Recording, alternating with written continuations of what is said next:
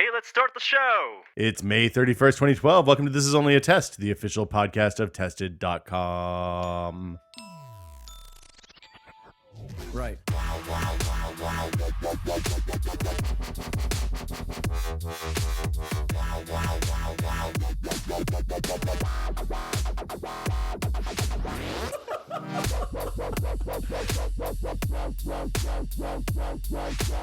Look at that fucking squirrel on my bird feeder. And then suddenly, the Enterprise D's bridge. I'm Will Smith. Joining me, as always, Norman Chan. How you doing, Norm? Much better now. I can actually hear myself. Can you hear yourself again? Yeah. That's good. Everybody wins. Yeah. Sorry, now my headphones are crazy loud. We're here on Thursday afternoon. We're not recording live today, unfortunately, because of Comcast. So thanks, Comcast. You should let Comcast Bill know if you wanted to watch this live and weren't able to. How you doing today, Norm? Same as just 10 seconds ago. But a little bit softer in your ears. Yeah, still doing all right. Okay.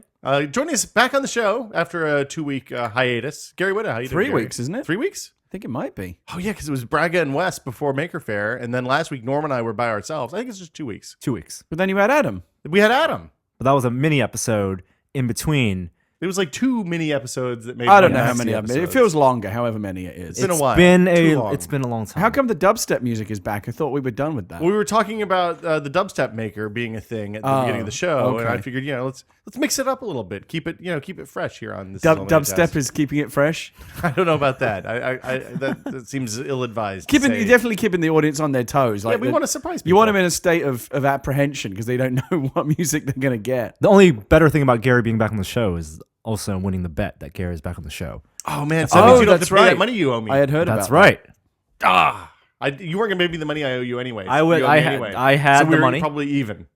Had the money. I bought myself Okay. a delicious McDonald's lunch. That's good. Enjoy your delicious McDonald's lunch. Did you have the fillet of fish? I did have. I'm a little jealous, I admit. I turned it down because I'm trying to. Ugh. I've been slipping a little bit on the diet lately, and I'm trying to arrest that slide. Have you been? Yeah, because sometimes that happens. Like when you have a pregnant wife, she eats for 2, and then you also eat for 2.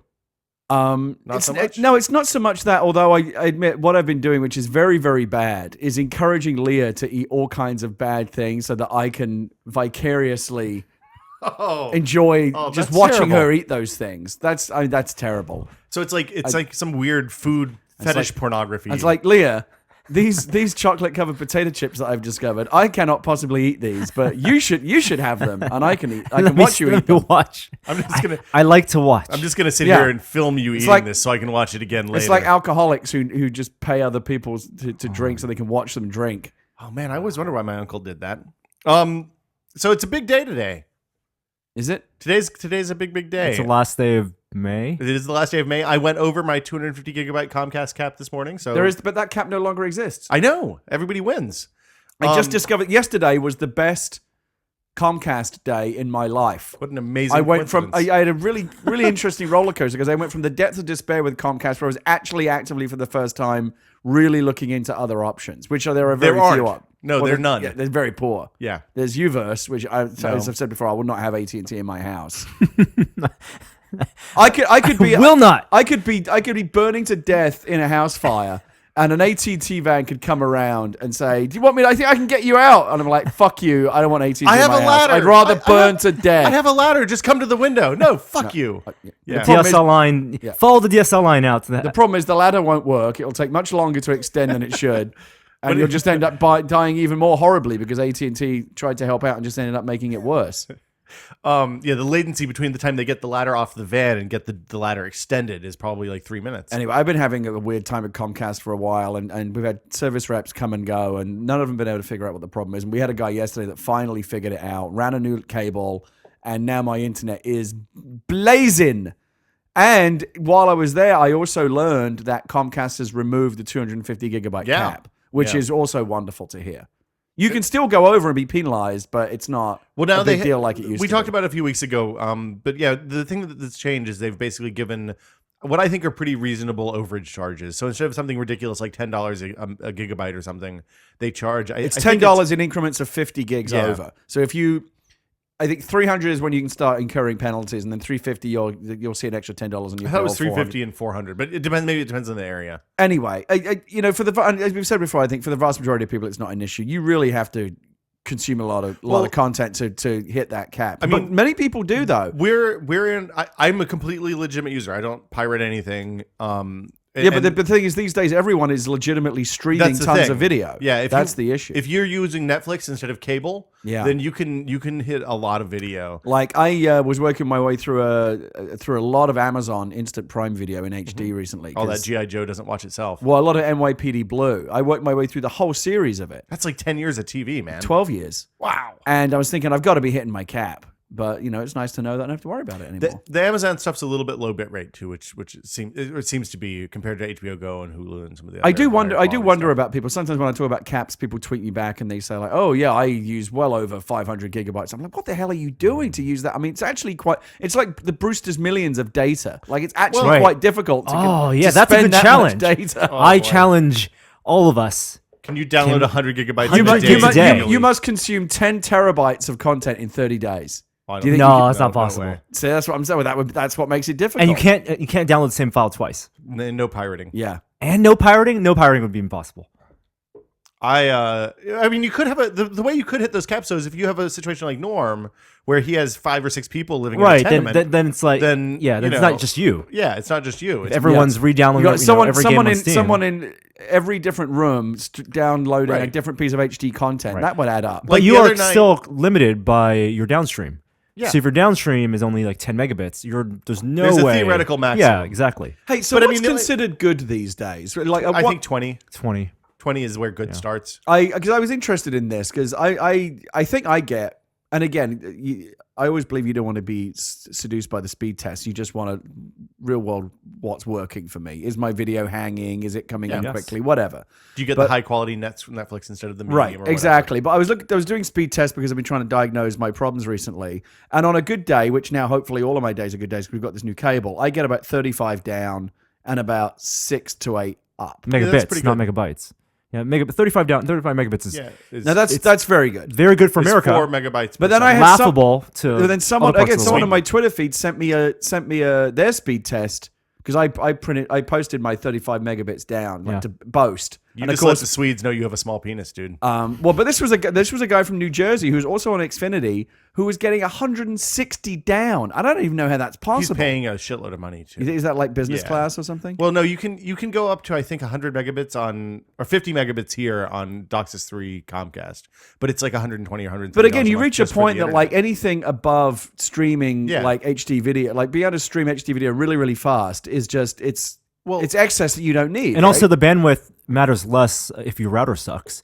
So if your router can't differentiate between different types of data, and someone or 2 people in my house are downloading Windows 8 release candidate or release preview, Yeah. and someone's playing a game or watching Netflix, and suddenly the Netflix stream starts buffering because the router doesn't know to save OS, bandwidth, yeah. right? because there have been routers out there in the past that have these gimmicky features, like they'll give priority to gaming traffic, Well, and no- they're marketed as gaming routers, Okay. things Hold like on. Now that. you got to be careful because quality of service is a real thing that you can do on a router to do things like say prioritize UDP packets, which are video packets a lot of the times these days, so that they come through first before the file downloads and BitTorrent and stuff like Right. that. Application based, port based. I mean, Yeah, you can do it based on both- application, based on port, based on Yeah, because like source that's a IP. real world use. Like, let's say for example, I'm downloading a big file for something that I need for work, but I also want to stream video, but I don't want to have to pause the download and come back to Yeah. it later. It should be able to manage it intelligently to say, well, look, let's prioritize the HD video so that is fine for you, and this download will have to slow down a bit, but it can all still happen. Yeah. But I'm prioritizing it based on what you probably want me to do. That is the ideal situation. Yeah, I mean, are routers that intelligent? They can be, but it's tricky to set up. If you use something like DDWRT or one of those types of programs, then they'll and you know how to manipulate them, then you can get what you want out of that. But Right. it's not an easy setup. And there are a bunch of router companies that now advertise, pre-set up just databases inside to recognize the packets and recognize software. I Well, found that router doesn't work very well. What kind of router do you use? I use an ASUS RT N16 with DDWRT on it. Okay. So that's one of the custom third-party firmwares. It's basically about an $80, or at the time I bought it was an $80 802.11n single-channel router. Right. It was the best router at the time that you could put. Now the you're WRT on. someone that I would consider a power user. Yeah. Did you go in and do a lot of tweaking and customizing Yeah. and set it up the way you wanted it? So the way I generally do it is I set up specific IPs. I prioritize based on the IP of the device. So, for example, because the Xbox and the Apple TV get a lot of streamed video, and the Roku and the I guess that's where those are the three places we watch TiVo, Netflix and Hulu and stuff like that. Right. Those devices all get higher priority, and my gaming PC. For UDP traffic, and then TCP/IP I throttle down to like 80% of the maximum upload download. Yeah. See, I don't do any of that. I mean, if you only have one or two people in the house, you don't really have to. Right. I only do it because I like to know how that stuff works, and I like to kind of futz around with it and see. Because see if you can make in it a better. multi-user household, internet traffic kind of becomes like the hot water, right? Someone can use all of it, Yeah. or be using it at the same time that you want. Oh, it. cold shower. Yeah. Don't flush the toilet. The big problem I have with the higher speeds on Comcast, especially when they had the bandwidth cap, was that you were paying more to hit your cap faster.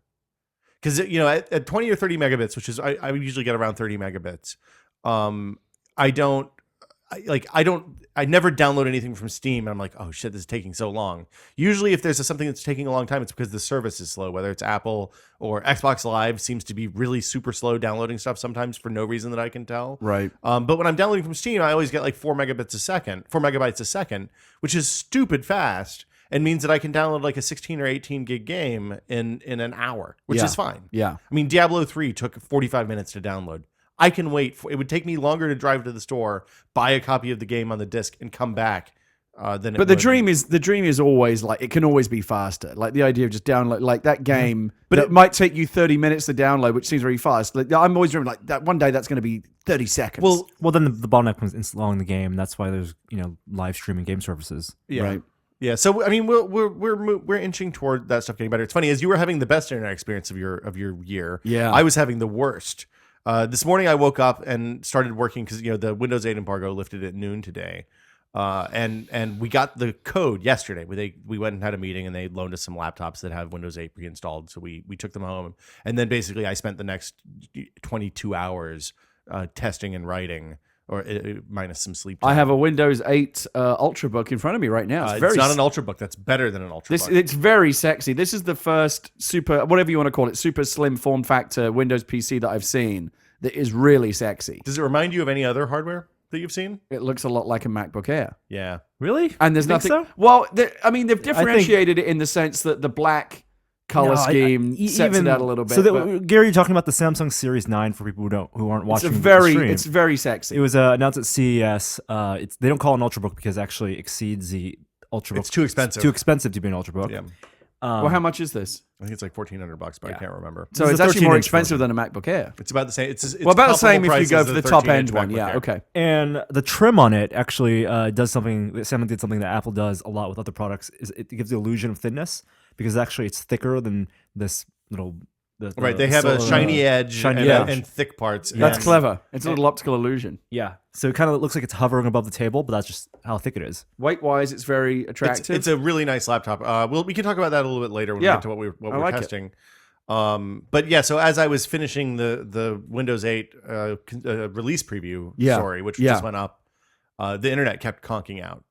So Like I off would- completely? just dying. So I would be writing, and when we're finishing a big story like that both of us want to be able to work at the same time, Yeah. then I'll dump it into Google Docs, and I'll see Norm's cursor jumping around in there as I'm writing, Right. and I would write a paragraph, and then I would look up and I would see saving ... and then it would request timed out and start cursing and throwing shit and running into the garage to unplug the cable modem and cursing at Comcast Bill and all sorts of horrible Poor things. Comcast Bill. He takes a lot of abuse from us. that guy You say that as someone who's Well, back on the I good went off a graces bit of on Comcast Bill this week because I was starting to lose the plot. Like I told you, on the worst day, the worst day before, they say it's always darkest before the dawn. I certainly experienced the darkest. The darkness Really? was very dark. Well, not only was my internet a joke, and not only was trying to get it diagnosed a joke on the Comcast. Like I told you about this part. Not only it was ridiculous. When I got my appointment time, it said your your service technician will arrive sometime between 71 o'clock and 10 o'clock at night. I don't know what 71 p.m. is, but that's when I was told my guy would arrive. Really? Yeah. So 7:10 p.m. I don't know That's what crazy. I don't know what it meant. Okay. So, and it was Somebody weird. made a mistake. And then anyway, so I called Comcast, and because my phone is also provided by Comcast, in case I have to cycle the modem or whatever, they called me back on my cell phone so we could maintain the support line while I was offline. And then, like 20 minutes later, the phone rang again. It was Comcast's number. I'm like, oh, they're calling back for whatever reason. And it was another Comcast customer calling to complain to Comcast that had somehow been routed through to me. So it was like So it was you like were- it was like they'd just taken two phones and just put them together to let these two argue at each other. I was like, why are you calling me? I don't work for Comcast. And she's fucking like, hate well, Comcast. blah, blah, blah, blah. And we actually ended up kind of like both just arguing. Like we were in a victim my support group God. arguing about, oh yeah, Comcast is terrible, isn't it? Yes, it is. There's no other alternative though. You're completely boned. I'm not complaining Yeah. anymore because again, when the service is good, it's actually very good. That's the thing. But what it does piss me off when you realize there's no real alternative. Yeah. I mean, There's no Verizon fiber in my area. There's Sonic Net, which is like kind of Sonic Net's great. yeah. No, but I mean Jeff uses Sonic Net. He has I don't even have like the phone lines in my house that they would need. well, and- I mean, they'll run that. yeah. But it's like probably a 6-week process to get It's it just installed. there should be a suite of options, Yes. and there isn't. America's built on choice. Apparently not. No, turns out not so much. Yeah, the Sonic Net stuff is really good. That's what we used for internet at the old office, where we were getting 50 megabit. Of course, we were paying a pretty fair premium for that service. But Yeah. I've actually been thinking about upgrading to business class just to get the super duper speeds. But again, it would be an you don't excess. get you don't get super duper speeds. You just get faster turn on service when it goes down. Oh, is the okay. main thing. Okay. So like when my because I went. To I think you business do get class, faster speeds, though. I think you can get like in excess of 50 if You have the upgrade. option, but they're crazy expensive. But again, You're though, never it would gonna be do surplus bandwidth that I don't need because I don't right now when it's running really Yeah. good. Like when I get 35 down, which I generally do now, that covers everything I want to do. The benefit of business class is that they'll come out to fix you first when there's an outage, when Right. your stuff breaks. That's good. So you don't get the we'll be by there 3 days from now between 4 and 8 p.m. And then also you aren't subject to bandwidth download caps, which is less of a problem now. Right. So if you're a heavy user and you're gonna have to pay extra overage a month with the new plan, it may be worth switching to business class.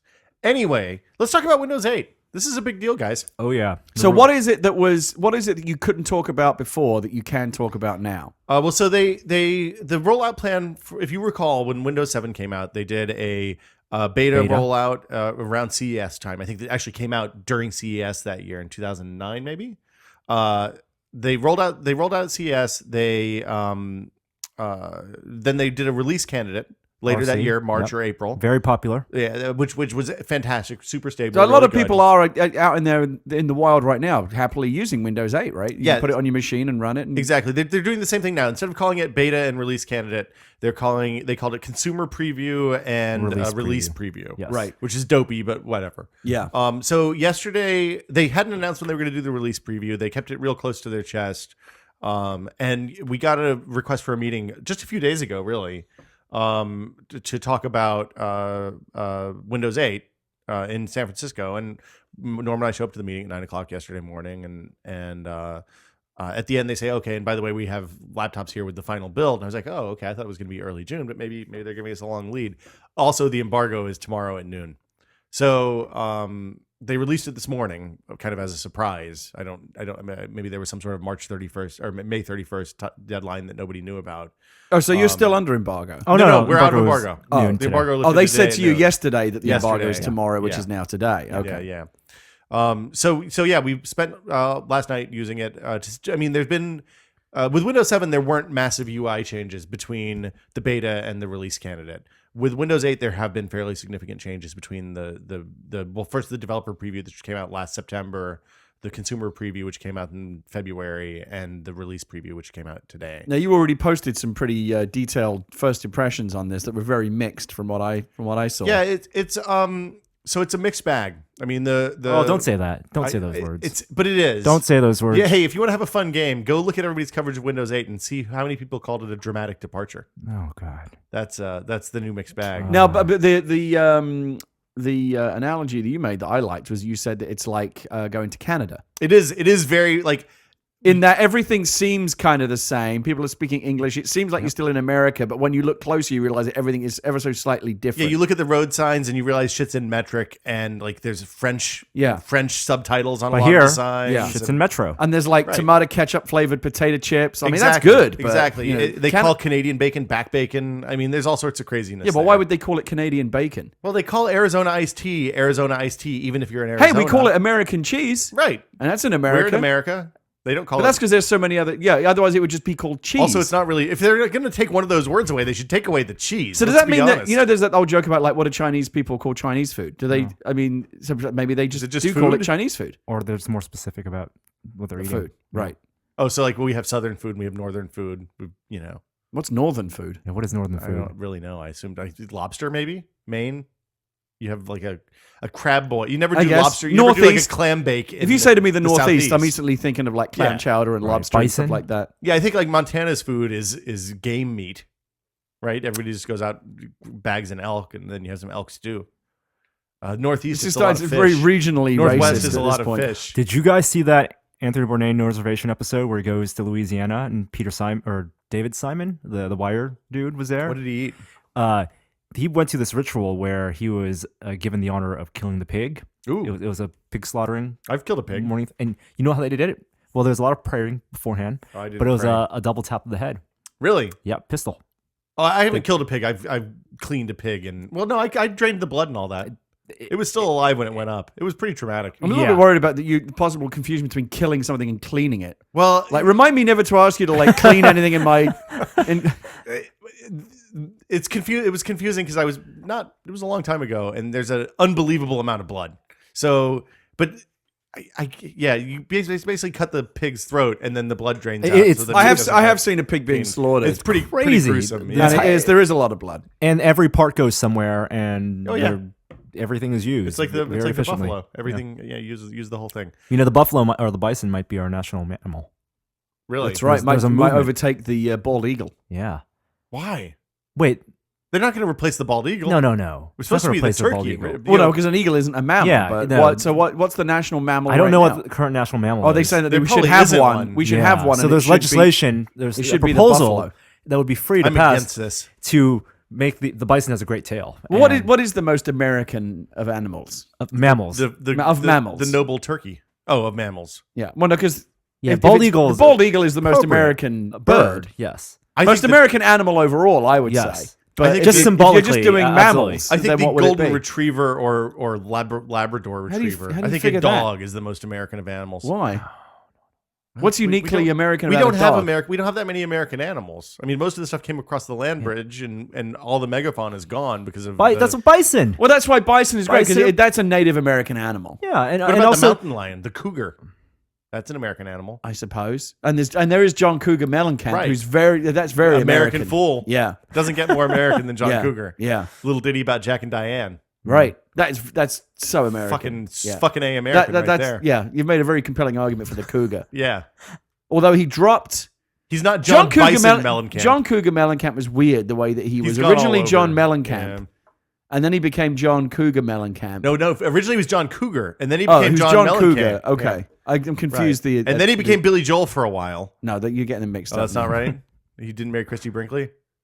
anyone who listened to last week's podcast and now listening to this week's podcast, Yeah. No, that's right. He thoroughly was confused. You're right. He was John Cougar first. Yeah. And then which is kind of his stage name. Yeah. And then he kind of tried to legitimize as John Cougar Mellencamp. Yeah. And then he dropped the Cougar and just became John Mellencamp. Yeah. I kind Kind of of wonder if the that was- evolution of an artist. is that a thing where his original manager was like, "Hey, your name it's too specific. You got to get a stage name that's not I don't know." John is Mellencamp, like it Mellencamp? doesn't sound very rock and roll, but John No. Cougar, that does sound Yeah. American and very, very rock Yeah, I and mean, roll. you put a cougar in the back of a car, anybody's hardcore. Yeah. What the fuck were we talking Windows about? 8. Oh yeah, clearly. Hold on. Been a while, old friend. So yeah, the big so there's a lot of stuff that I really like about Windows 8. What do you like? What's some of your favorite things? Well, the Metro stuff is great for touch. Yeah, I mean, I'm we've looking said at it this right now. before. I'm not using touch, but I like it just as a, it's nice. It's I mean, it's good. it's unthreatening. But it's not even that. It has a lot of stuff that I like. I love the ambient information stuff. I think that's really amazing. The thing is, you say all this, having not really having not experienced used it touch. on the laptop. I mean, on a tablet, and only use it on desktop Well, and I used it laptop. on a tablet at Build, And but you're that was a long time projecting. ago. You're projecting the promise of it on the tablet platform. If you'll recall, after Build last year, when I had the Samsung the Series 7 tablet, with the early the touch experience is really good. I mean, like the touch experience was really good then. I've no doubt They that haven't the fucked that up. responsiveness. I mean, Yeah. just as it is in Windows Phone 7, it's going to be great. Yeah. But I'm saying the actual use of Metro tiles and the design of the apps for the 320 pixel Right. pane thing. I don't know how that's actually going to be on a tablet and. Well, I don't know use how it the on tablet. real third party apps are going to be yet, because we weren't able to access the store until it went live earlier today, and we've been a little bit busy since then. It's very so. colorful and friendly. And when you actually drill down into the individual apps, I'm starting to see the kind of the fruits of that 3-screen initiative that Microsoft's talking about. Like once you Yeah. go into the marketplace and stuff, it looks like you're on the Xbox. I mean, it looks very similar. That's not the really way a that positive thing now, though, because Well, no. that Xbox update is that, shit. It's not. Well, it's. I think shit is going a bit far. You but don't it's use not. the Xbox enough, then. I use it plenty, and there are things about it that I hate, but I think overall it's decent. Okay. I'm not saying that any one component of it is good or bad. I'm just saying that they've done a good job of making. Oh, yes. when making it all Yeah. look like each other. Yes. Yeah, everything they do all look the same. The things that I don't the other thing I like is the contracts. The contracts are something we talked about before. It's a series of APIs that allows applications to share data with each other. Give a real concrete example. So a real concrete example is that when you open the Photos app in Windows 8, then you see photos that are attached to all the services that you have apps installed for. So, for example, if there was a theoretical Instagram app on Windows 8, which there is not, Just say photo bucket. if you have Facebook, PhotoBucket, Flickr, all the places. Facebook's a good example because Facebook itself is not just for photos. It's not a photo photos are a destination. big part of Facebook. Right. And so Facebook, not just because there's a close relationship between Facebook and Microsoft, but Facebook, the app or the service, tapping into the Photos contract. When you open the contracts application in Windows 8 Metro app, you see all the Facebook photos. You mean the Photos app? In yeah, Windows 8. yes, all the Photos app. Yeah, you so- see all your Facebook photos. So the upshot is that if you want to share a photo in the Facebook app, when you hit photos when you hit share in Facebook, it'll say, "Oh, okay. Do you want to share a photo? Which app do you want to share the photo from?" And then instead of having a weird custom UI for that app, that particular app developer had to make, it just pulls the Facebook app's UI into that app. Like that's what you see. You don't see, if you're in Facebook and want to share a photo that you had originally taken in Instagram, you don't see some weird custom UI. You see the Instagram app pull into Facebook, and just the image just works. Other examples, that's maybe a bad example. Another thing that Can you theoretically type should your work. Wi-Fi password into this so I can actually Norm can do it. experience some of the features? Because everything right now is the just connected nothing world that happens. we live in. Everything you click on doesn't work because you don't have an internet connection. Right. That is the problem, as I've become aware recently, and as I've This is the problem of living La Vida cloud. Well, the thing I found, the first world solution to this problem is that when my Comcast goes down, I just turn on the MiFi. Don't you just love that thing? It's the best. It's, I and, realized- and I haven't had a serious outage yet like this, Oh. but when it happens and you really need to be online, that thing it can be a godsend. I realized something amazing yesterday, or Sunday when it was out. You can actually plug the MiFi into the DDWRT modem, and it will use that as a 3G modem, so that the router just goes right back online again. It's great. It's amazing, magic. Another more concrete example is, say that you subscribe to Rdio, you also have Pandora installed on your system, and you have some local music stored that you bought from Amazon or iTunes or whatever. If all of those services have Windows 8 Metro apps that subscribe to the music contract, then theoretically, when you go to the music app on Windows 8, you can just search for whatever song you want to hear, and it'll go out and say, okay, this song's available on Rdio and in your local collection, but you can't grab stuff directly from Pandora for obvious reasons. So if you subscribe to multiple music services, or like I do, buy some music and stream other stuff from Rdio and things like that, then that helps unify all of those things into one convenient place. Contracts are also available for search, so that when you search, it actually searches within the app using the context of the app rather than a kind of shitty system-wide search. It's a common language for these applications to talk to each other seamlessly Yeah. without dialog boxes or new pop-ups or different interfaces. Or developers having to specifically support Yeah. individual applications. And the example they gave, which I thought was pretty cool, is that this is important on the same level that the clipboard was important. But when the clipboard was first introduced in OSs, it was a way to transfer it's text like and Windows images 3. Between programs. It was just text back then. Just actually. text, and now you have text files and images, but it's all done manually, and the clipboard obviously is still there. But what clipboard did for those programs back then, contracts are doing for this new generation of apps and services. Yeah, so the idea is to remove the human mediation from this. So like if you think about it on iOS, if you want to share an image between, say, iPad version of Photoshop and iPhoto, the way you do that is through the camera roll. If you want to share a Word document or a text file between two text editors, you probably have to do that through Dropbox or iCloud or something like that. If I want to move a picture from the web into a document on my desktop, typically I drag that through, save it on the desktop, and then drag it into that document. This gives ways to do all that kind of thing without having to do Right. The iOS example is a very apt because in iOS, for example, Twitter being directly integrated into iOS is something Apple did manually because they had a partnership with Twitter. Right. That is something that now any service or application can integrate with Windows. So yeah, that's exactly it. So when you install Facebook and Twitter and Path and things like that, they can register with the sharing contract, which will say, okay, you can share text and images with the internet using this contract. So like you said, Norm, when you are in a photo app and you hit the share jewel in the sidebar, charm sidebar, whatever the hell it's called, then you'll be presented with a list of all the things that sign up for the sharing contract. It's really exciting. It's really good. I'm really interested to see what third-party developers have done with that. As soon as we get off the podcast, I'm going to go.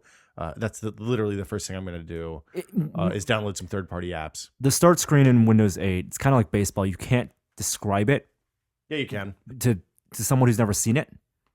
It's a bunch of tiles.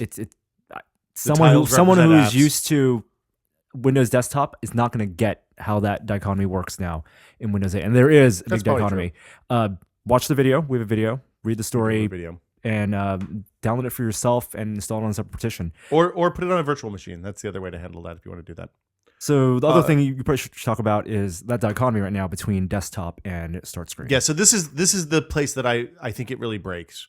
The connection between Metro and the normal desktop is not. There's not really a connection, and it's broken in some really important ways. So Now, is the connection really required for mom and pops on tablets and desktops, even who Microsoft envisions will just use start screen?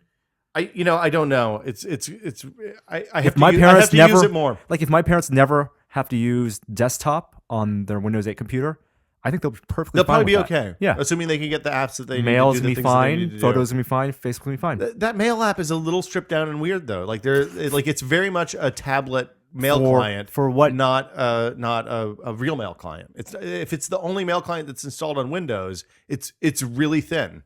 Like you can't, by default it only downloads the last 7 days worth of mail.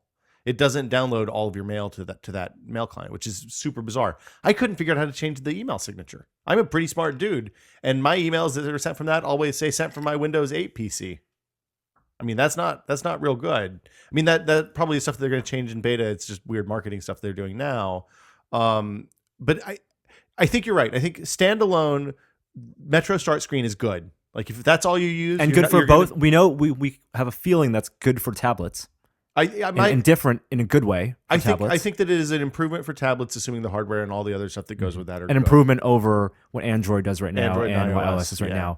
now. And good enough for laptop and desktop experiences, whether it's keyboard, mouse, trackpad, or touch.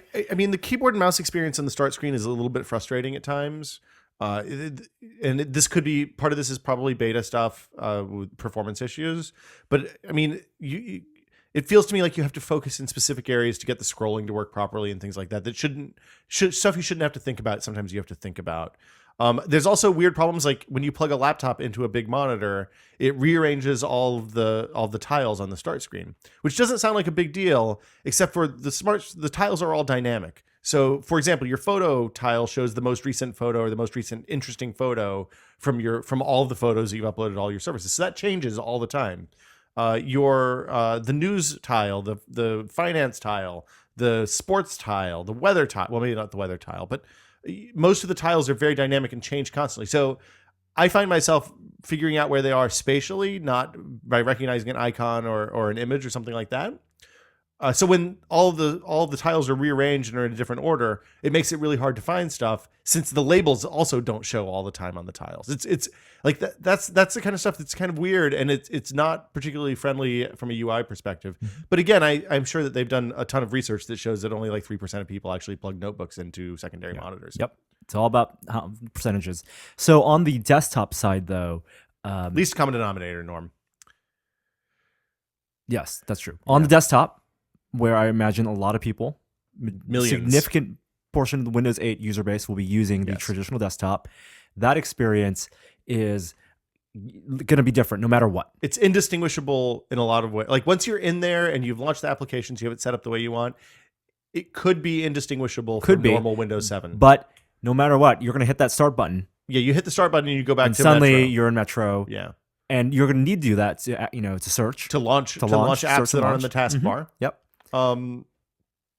It's and that part's weird. So this is one of the problems. This is one of the things that immediately jumped out at me is that there's no with Windows 7 and Windows and every other version all the way back to Windows 95.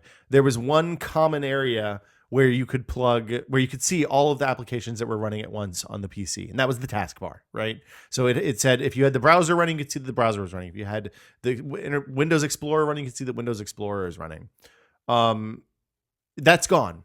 So Metro apps don't show up in the taskbar, and Windows desktop apps don't show up on the start. There's no indicator that they're running on the start screen. Those you Or can the put side, shortcuts you're to talking them. about the side. Or on the sidebar. side. Yeah, the side, Left sidebar. the left sidebar, which is the Metro task switcher, only shows the desktop as a conglomerate, not as individual applications. I can tell you right now, I'm using Internet Explorer in this full screen In the mode that Metro? it defaults to, and I hate it. Well, yeah, it's not good. Where's the fucking address bar? You have to right click.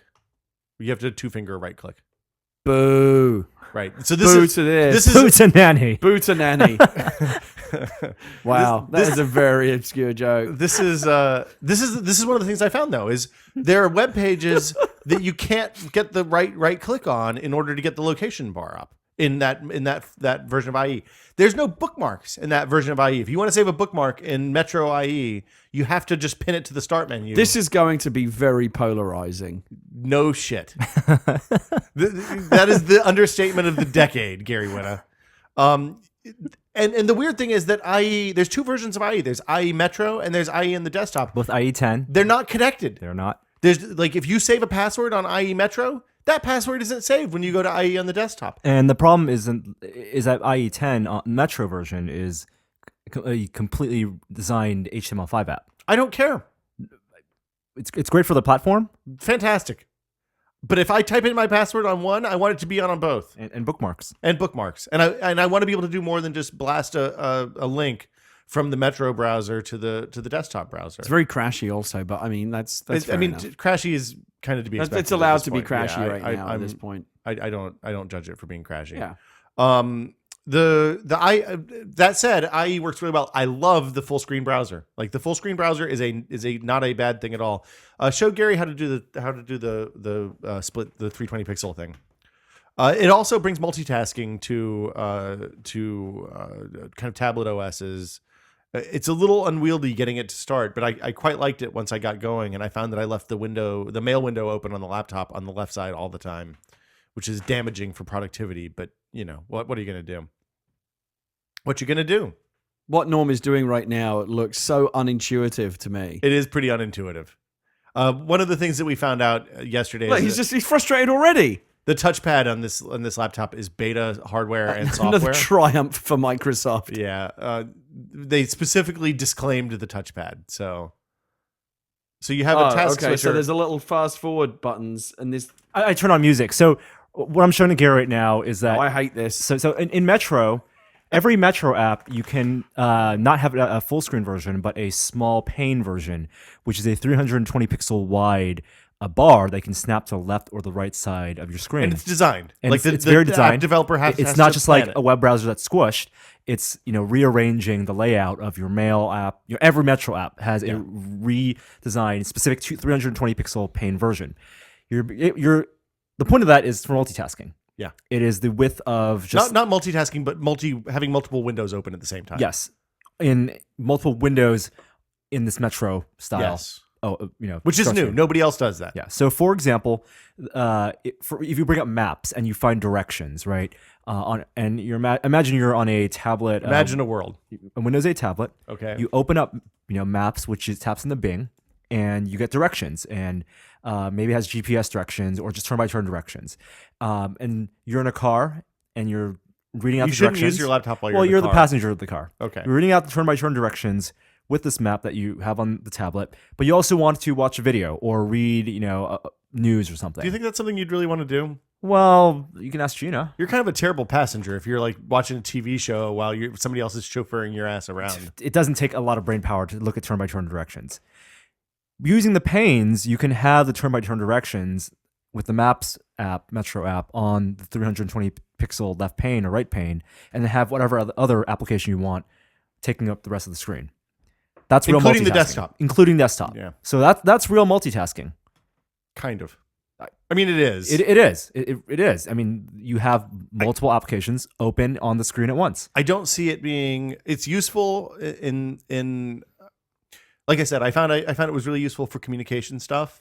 Its usefulness dramatically depends on how well the app is designed. Because I thought the music player was pretty shoddy in the 320 pixel view, and I found myself not using that at all. Oh, so there's another little thing, and if you mouse up into the top left corner and just keep pressing the button, you kind of cycle through all the apps that are currently live. Okay. You can also do gestures, like if you swipe your finger from the left side of the pad out, from the outside of the left side in. That's probably the last thing we should talk about. There's so many things to talk about. There's a lot of stuff to talk about. So right now we have a laptop without a touchscreen, and we saw the Lenovo Yoga at CES. Windows 8 laptops, some of them will have touchscreens. I remain unconvinced that people are willing to carry the extra weight to get a touchscreen. I remain convinced that even if it was the same weight, that people would actually touch the laptop screen during day-to-day use when they're using it as a laptop. This is one of those things we're going to laugh about in 5 years, either way. And Microsoft in their blog posts have said, now in their testing, they're using keyboard mouse, but also intuitively touching the screen to move windows around, stuff like that. I don't know if that's going to actually happen. I mean, I use an iPad with the keyboard fairly regularly, and every time I have to reach up to touch the screen, I'm a little sad. Or you just feel weird. It's your brain isn't not wired that way. The other thing I like here, and this is, it looks like they are taking a lot of things from like the Apple playbook, is the curated app store, which is quite nice as well. Well, that's one of those things. Well, let's get to that in a minute. Okay, so we haven't gotten to see on that at all. laptops. I'm just jumping around here. Yeah, you're messing around. Wait to mess with our flow, man. On laptops without a touchscreen, they'll have trackpads. Microsoft is requiring that all Windows 8 certified laptops have trackpads that not only have support for multi-touch gestures. Not all trackpads do. So there needs to be a certain minimum spec for hardware, whether it's made by Synaptics or Elan or whoever Asus and other OEMs buy from. But also it needs to support in the software special gestures, 6 special gestures that kind of simulate the touchscreen experience. So on a Windows 8 tablet... Well, and because the gestures, a lot of them take place on the outside edge of the pad, so the hardware is different. Like there's physical differences in the hardware. So for example, when you're holding a tablet and there's a gesture to activate the charms on the right side, you swipe your thumb in from the right, from the bezel of the tablet onto the screen. That brings up your charms menu on the right side. You can't do that on a traditional laptop unless that trackpad, now you can swipe in from the right side of the trackpad as if that was the screen, and you'll get the charms. Swipe them from the left side, and you'll switch between Metro apps. Right. Swipe them from the bottom, and it's the right context or the right click. I could never get that one to work. But swiping from the top does the same thing. Yeah, and then you can also have obviously the pinching for semantic zoom and 2-finger scrolling. And so those are base requirements to enhance trackpad usage. And so we're going to see less of those trackpads Hopefully. that have like the bar on the right side. The one finger dopey scroll bar. Yeah. No more scrolling in a window and seeing the icon change to the scroll bar, the dopey scroll bar icon. When Microsoft says that they designed Windows 8 for touch, that's what they mean. It's not just for touchscreens, but also for trackpads as well. I mean, because trackpads are the way the vast majority of people buying new computers use the computer. Yes. It's important, and it's also, I mean, talking to Microsoft, talking to people at some hardware manufacturers and not at others. The touchpad, like there's a reason people like MacBooks, and a lot of it has to do with the keyboard and the touchpad not being good. And so this is actually, Well, I they've done a think, good job on this Samsung model here. The keyboard's I don't, nice. This is- hate the touchpad. and you know what? touchpad. This is the optimal scenario right now with there not actually being Windows 8 hardware. And I think that's a big problem with release preview is that when people are downloading it, most people don't have that Samsung Series 8 tablet. Right. Most people don't have a nice, the top of the line Samsung, super powered Ultrabook. They're going to be installing it on their $700-800 Ultrabooks. Well, maybe one generation back even. Like Yeah, you may not exactly. put this on your primary machine, you might Right. put it on your old laptop. Exactly.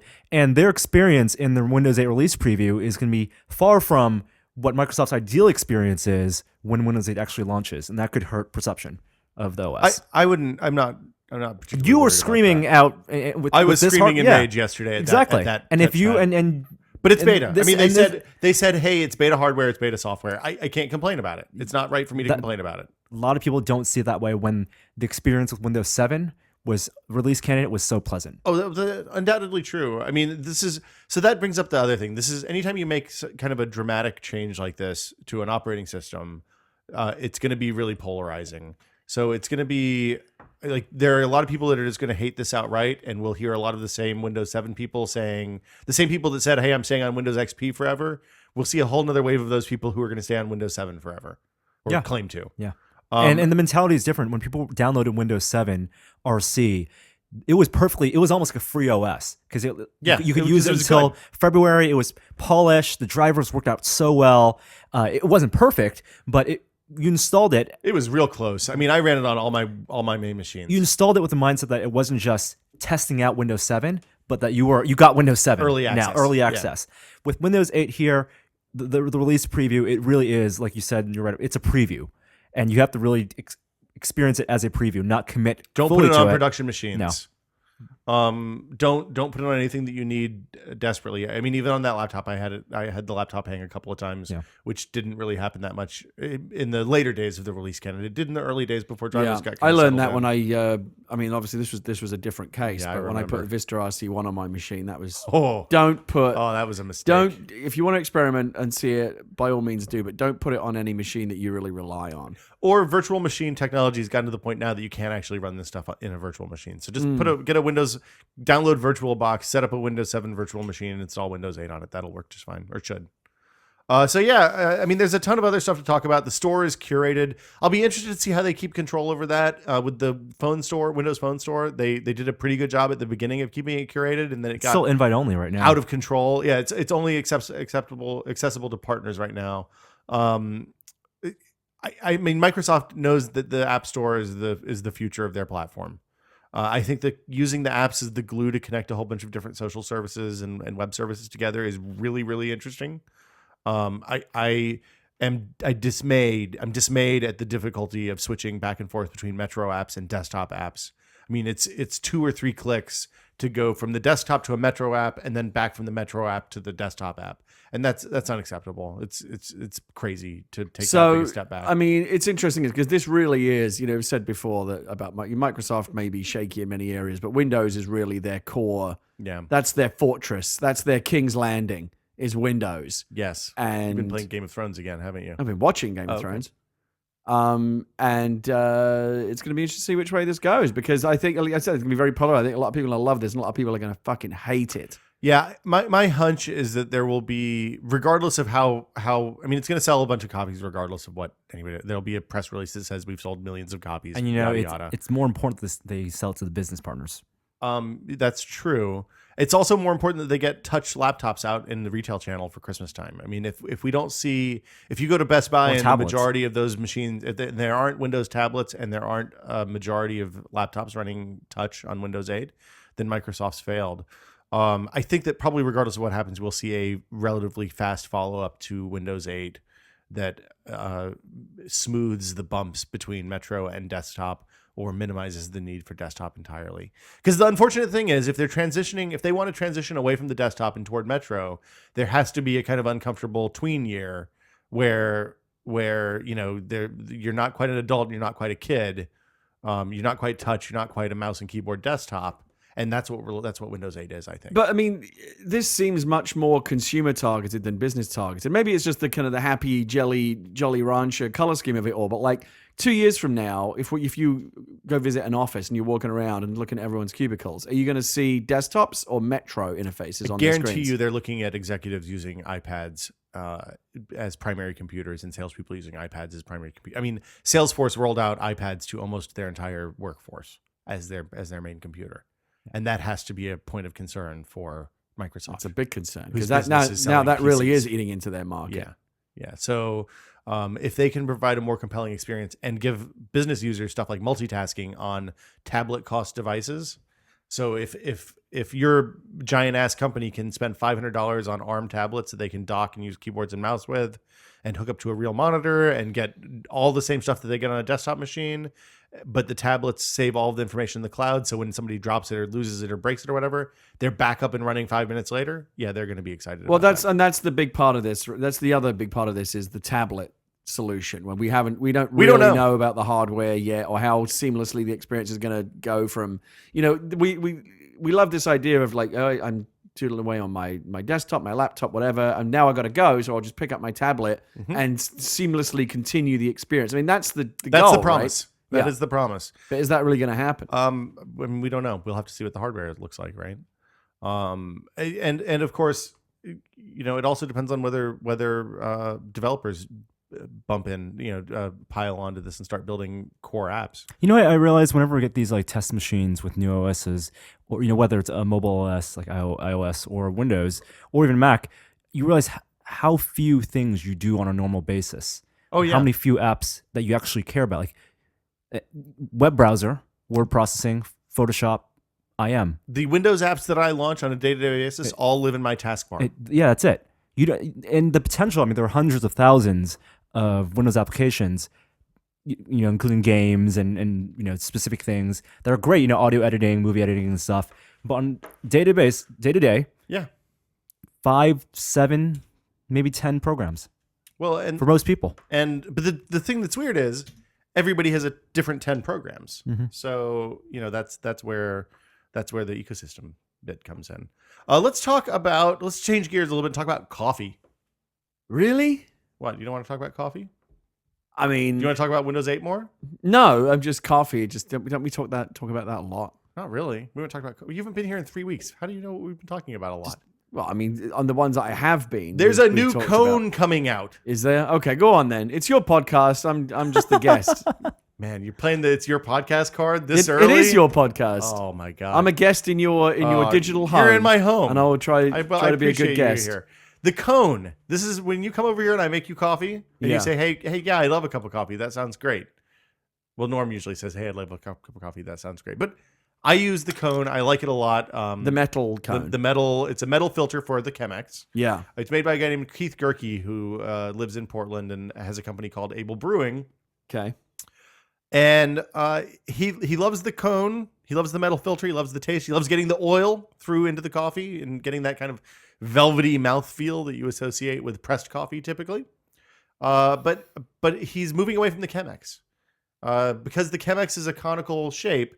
Basically, when you put the coffee and you put the water in that filter, it pushes the edges down. And he found that you get a much better cup of coffee out of that metal filter if it's suspended floating. Rather than pressed up against the wall of glass.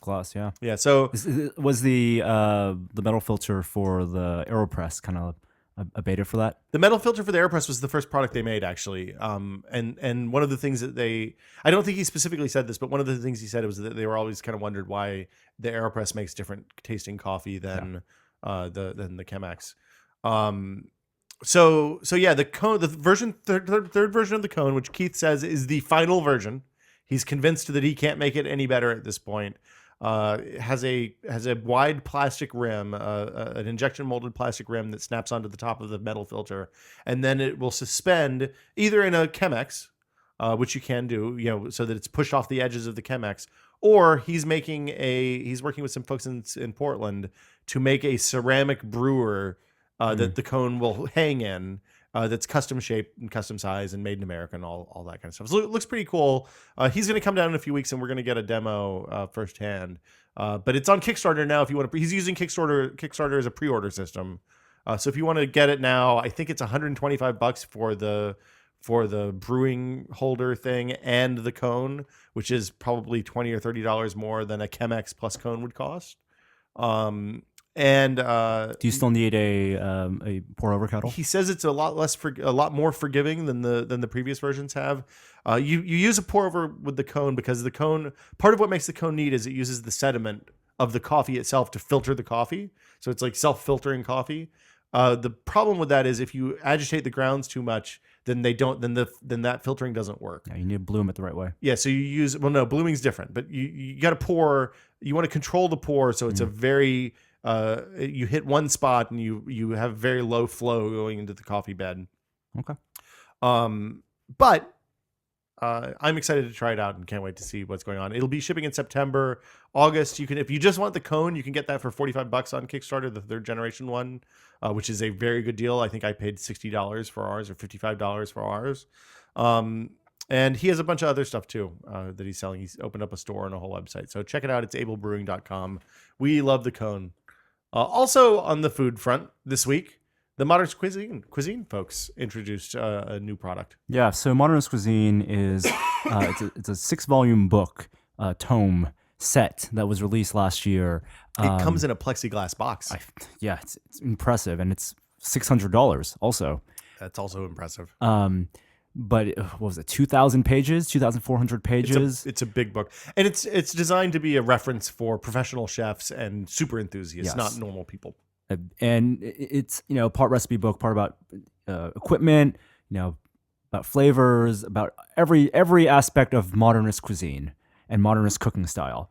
Not really for the home, not really something you can pop open and look at a recipe and find out how to make a good quesadilla. Well, there were recipes in there that were like the one that Maxime Belay always points out is the caramel, the glazed caramel soup recipe, which you need a pressure cooker. So some of the stuff you can do from those books are very kind of home friendly. Some of them are like the 36-hour cheeseburger, which are bananas, and a normal person's probably never going to do at home. Yeah. And so they have this new book that's coming out in October. It's called Modernist Cuisine at Home. It's $115, I think.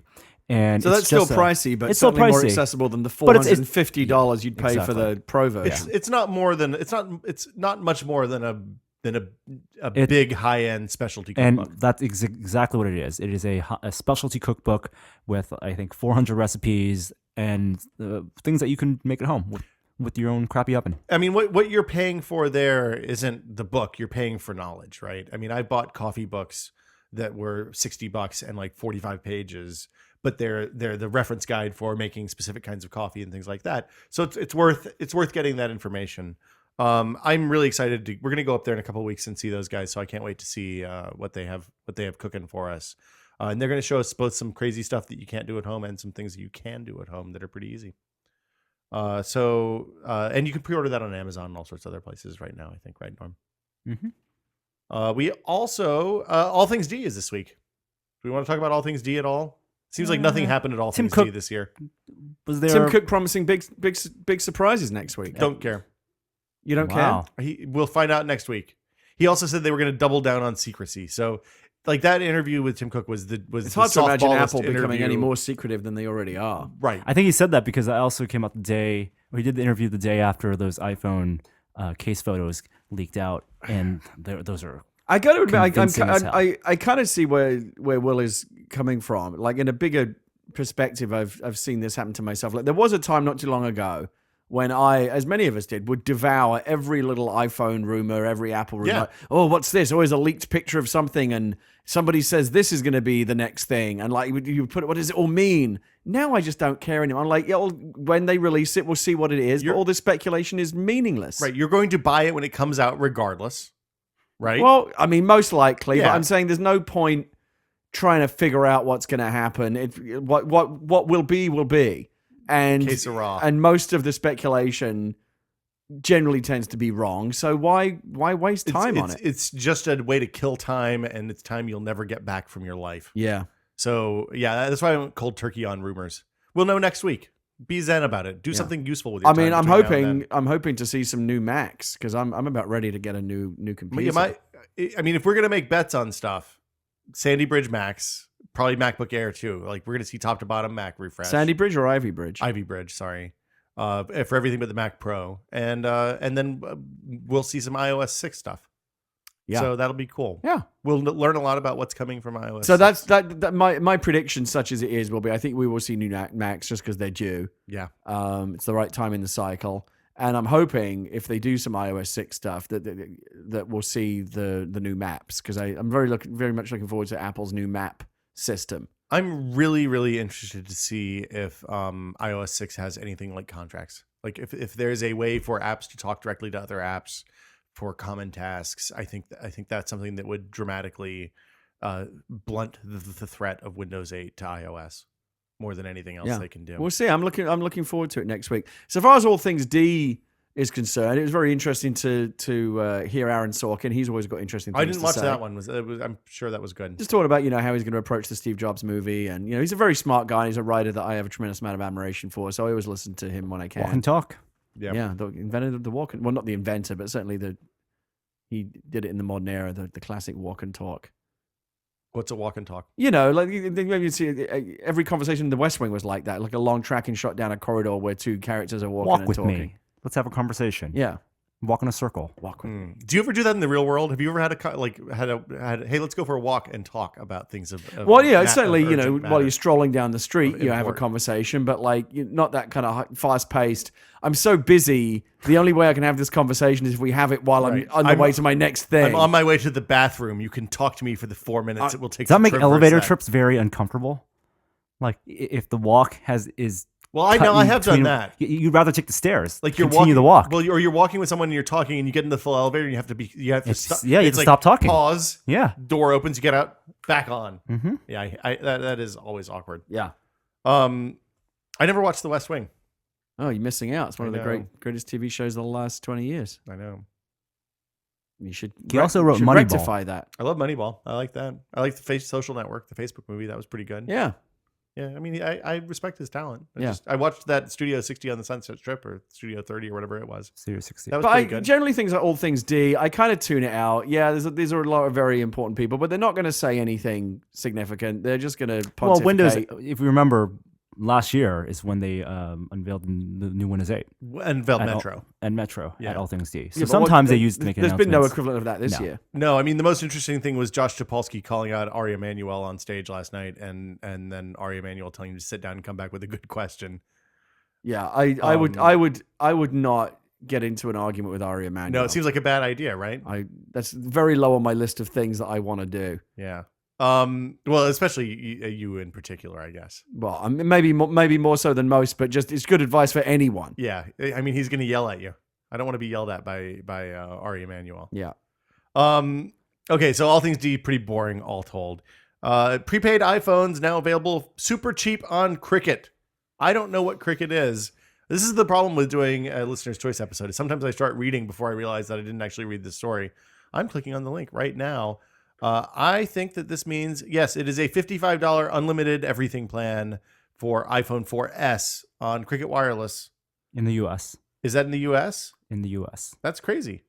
I didn't even know we had Cricket Wireless in the U.S. I would do that. That sounds like a great idea. Why would you not do that?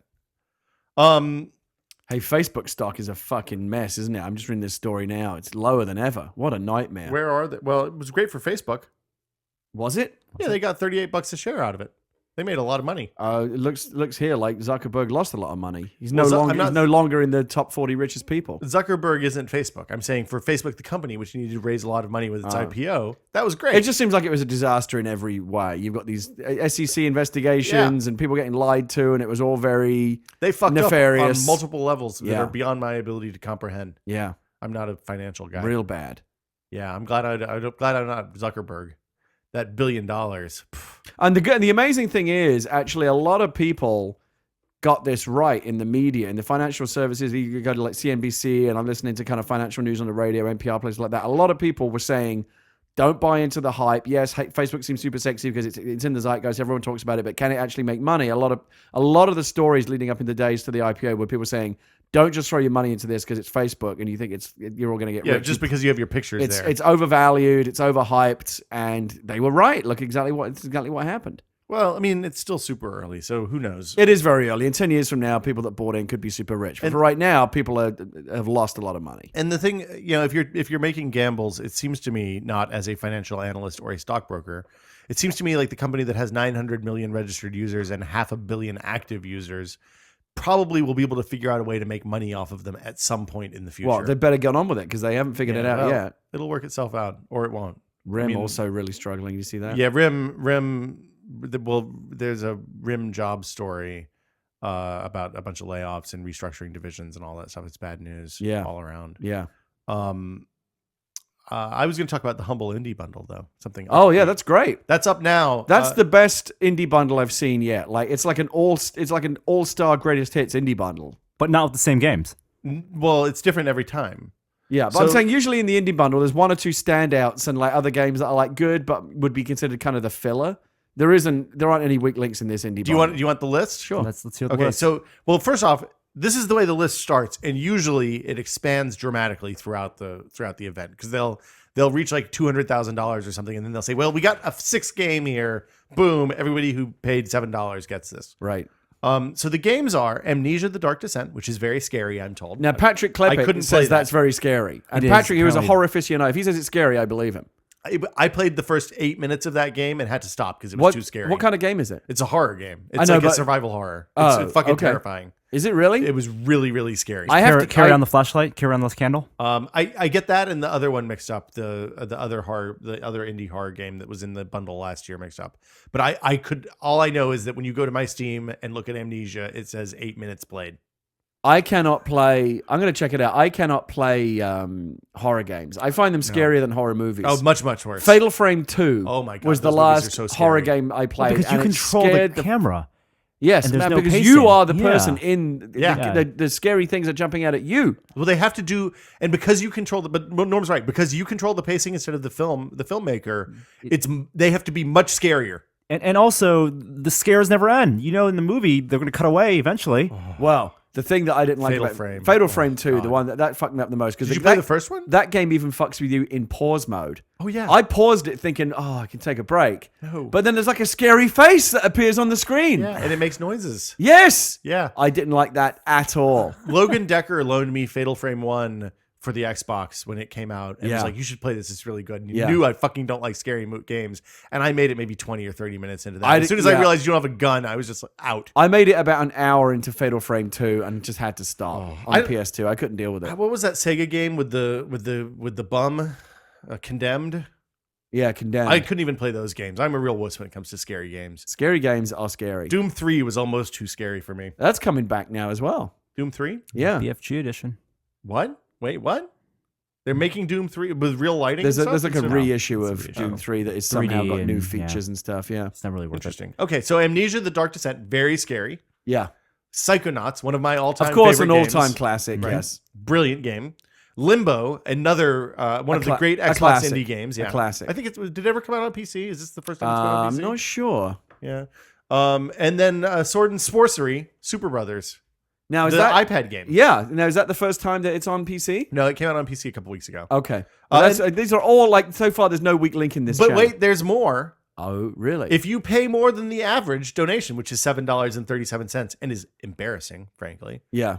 you get Bastion too, which Oh is my favorite game goodness. of last year. Bastion is a fantastic. Bastion's game. brilliant. And, with a fantastic, And there's more. with a fantastic soundtrack, by the way. And So here's the thing. And wait, there's more? Every game that Will just listed, Yeah. you also get all their soundtracks. No.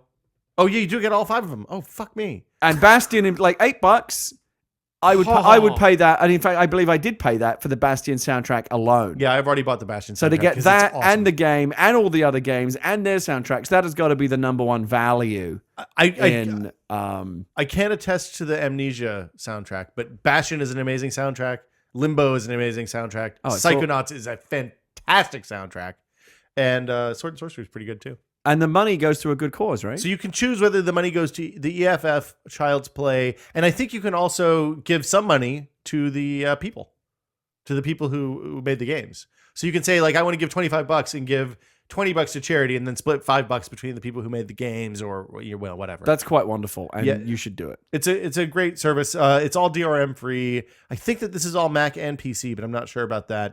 So definitely, if you are into these kinds of games, honestly, if you haven't played one of these games, it's probably worth the $12 or $10 or whatever it would be to get everything listed. The as Humble well. Indie Bundle is one of the great things in gaming. I think it's just terrific that it's a thing that exists. It's great. It's great. Yeah, we love and it. both the EFF and Child's Play are great charities, so support them and play good games at the same time. Why would you not do that? I agree. Let's see what's next on our list. Facebook adds the ability to see if your correspondent has read your message. When you send a message to someone on Facebook, you can now see whether they've read the message. Okay. There. Don't use Facebook. Problem solved. You don't use at all? Well, I don't ever read messages on Facebook. Okay. Yeah. Problem solved, unless it's in a party mode. I've noticed there is a bit of a hipster backlash against Facebook. It's been 5 years Several in the people in my universe recently have said like it's become the new I don't own a television. You know, I it's very true. oh I'm not on Facebook. So true. And they say it in like this kind of vaguely condescending way. Like, yes. you You still gotta on get the Facebook? chin up when you I, say that. you sheep. I live with people who aren't on Facebook, and Wow, Maybe this is for this what's reason. happened. We now Males or live in this females? post-Facebook Oh, world. I know. yeah. Finland. Very interesting to see how this is Yeah. evolving. Speaking of value, by the way, as we just were with the indie bundle, just read a guy. This might be interesting because you mentioned it a couple of times before when they first rolled this out. Just saw a very, very interesting story in the financial pages about how this whole JCPenney new fair and transparent pricing scheme that they rolled out with a lot of fanfare has been a complete disaster. That Hard to believe. Consumers have completely rejected it, which I find interesting. So explain the fair and transparent. Well, okay, price so scheme. This is from the guy who brought made the Apple Store, Yes. right? Right. So, in the, and you should read the story. Maybe I'll try and retweet it. Roger Ebert, of all people, tweeted the story, and I just read it. It's very interesting about how pricing in America, and I guess all over the world, but certainly here, is deliberately confusing. There's a concept called, I guess, shrouding, whereby you put forward a price, but actually, at the end of the day, you're going to end up paying a lot more than that. So, but how does that work? Let's say, for example, a hotel room is advertised as $99 a night, but that ain't what's going to be on your bill at the end. Right, Taxes and convenience Taxes fees and internet and all the other little surcharges and fees, you end up probably paying closer to $150. And they People do, and like telecoms do things like add fees that look like they're taxes, but it really just their fees. And also like coupons. I was just at Safeway the other day, and there was a woman trying to get $4 off a bottle of wine, but it was like, you only get that if you buy 6, and it was like, go get the manager. It was a big extreme to-do. couponing, challenge accepted. Yeah, so there's a constant war of attrition between companies that are trying to trick you into thinking things are cheaper than they are, and people like the slick deals type people that will use every trickery in the book to get the best deal out of those companies. Game the system so hard that the system collapses. And it is it's a war of it's like a chess game between consumers and Because companies. Consumers and consumerism is very price conscious. Well, it's the same kind of people. It's the same thing as like the guy who finds the exploit in a game and fucks up the economy in WoW or EverQuest. Right.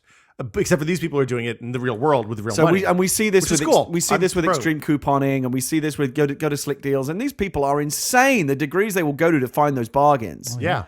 Anyway, so JCPenney, which was a company in trouble for a long time because it's kind of seen as like kind of a slightly uncool. It's where my retailer. grandmother used to get her, her. It's not where grandma it's not suits. where young hip urban tastemakers like me and you go.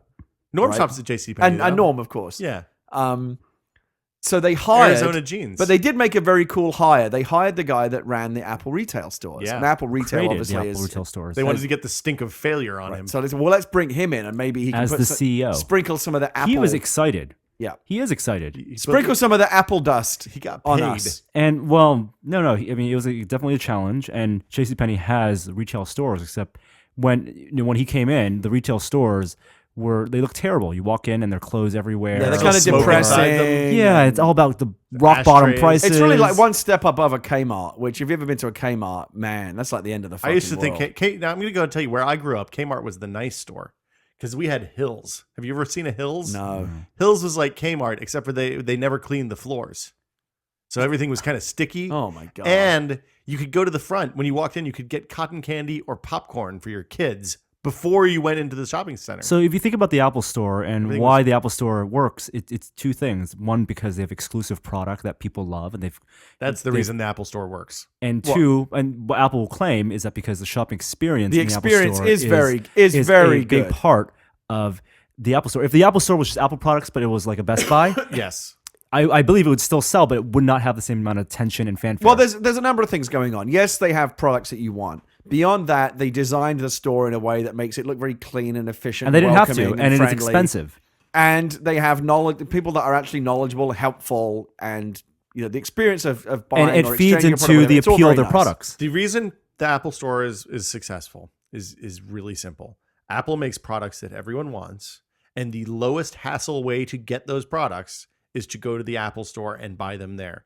Because if you go to Best Buy, you're going to get the service plan question and all the fucking Yes. annoying hassle. Yes. And then the guy's going to want to see your receipt on the way out the door. Or if you want to go to AT&T store or whatever, it's going to be a fucking Right. So that ordeal. completely ties to the experience. So, but it's literally without the products, the experience is just fuck all. That's a very good But point. they have, but they So- have That's- both sides of the coin are there. I'm Both sides- exactly, and they work together. You can With get- the JCPenney thing, yeah. they don't necessarily have the product, but what the CEO wanted to do was change the experience Right. to be a fun experience, to be your favorite store. Well, and also a transparent experience in terms of the value. So, like I said, this whole concept of shrouding and this kind of war, this chess game that exists between consumers and retailers. Yeah. The new JCPenney guy basically came in and said, "Screw all this. We're going to cut through all this chaff, and this is the price. These are the deals. There are no sales or coupons or No small Sunday print. circular. We're just gonna do genuine low reasonable prices all the time.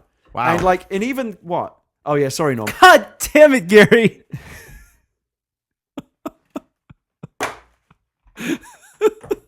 Please explain what I happened. thought you were better than this. Oh my goodness. Why would you think that? Why would you think I'm better than anything? Was it Instagram? Is that what I'm looking for? No, it was a Twitter. Just to be clear, our truce is still on, right? Yeah, you and me are cool. Okay, good. Wow.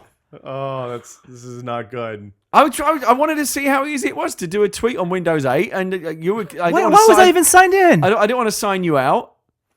Oh my goodness. This is where integrated See, services that's fail. was, the I'm beauty a of pretty integrated little services. teapot. You're always signed in all the time. I'm going to retweet that. Yeah. So short, so stout. Hey, Norm, you just got a retweet. Yeah, I just got a notification. So we were talking about JCPenney. So, the bastion of for American example, consumerism. here's like a classic concept of shrouding. Yeah. We've Which talked is- about which is- shrouding a lot. I don't right. know if people care.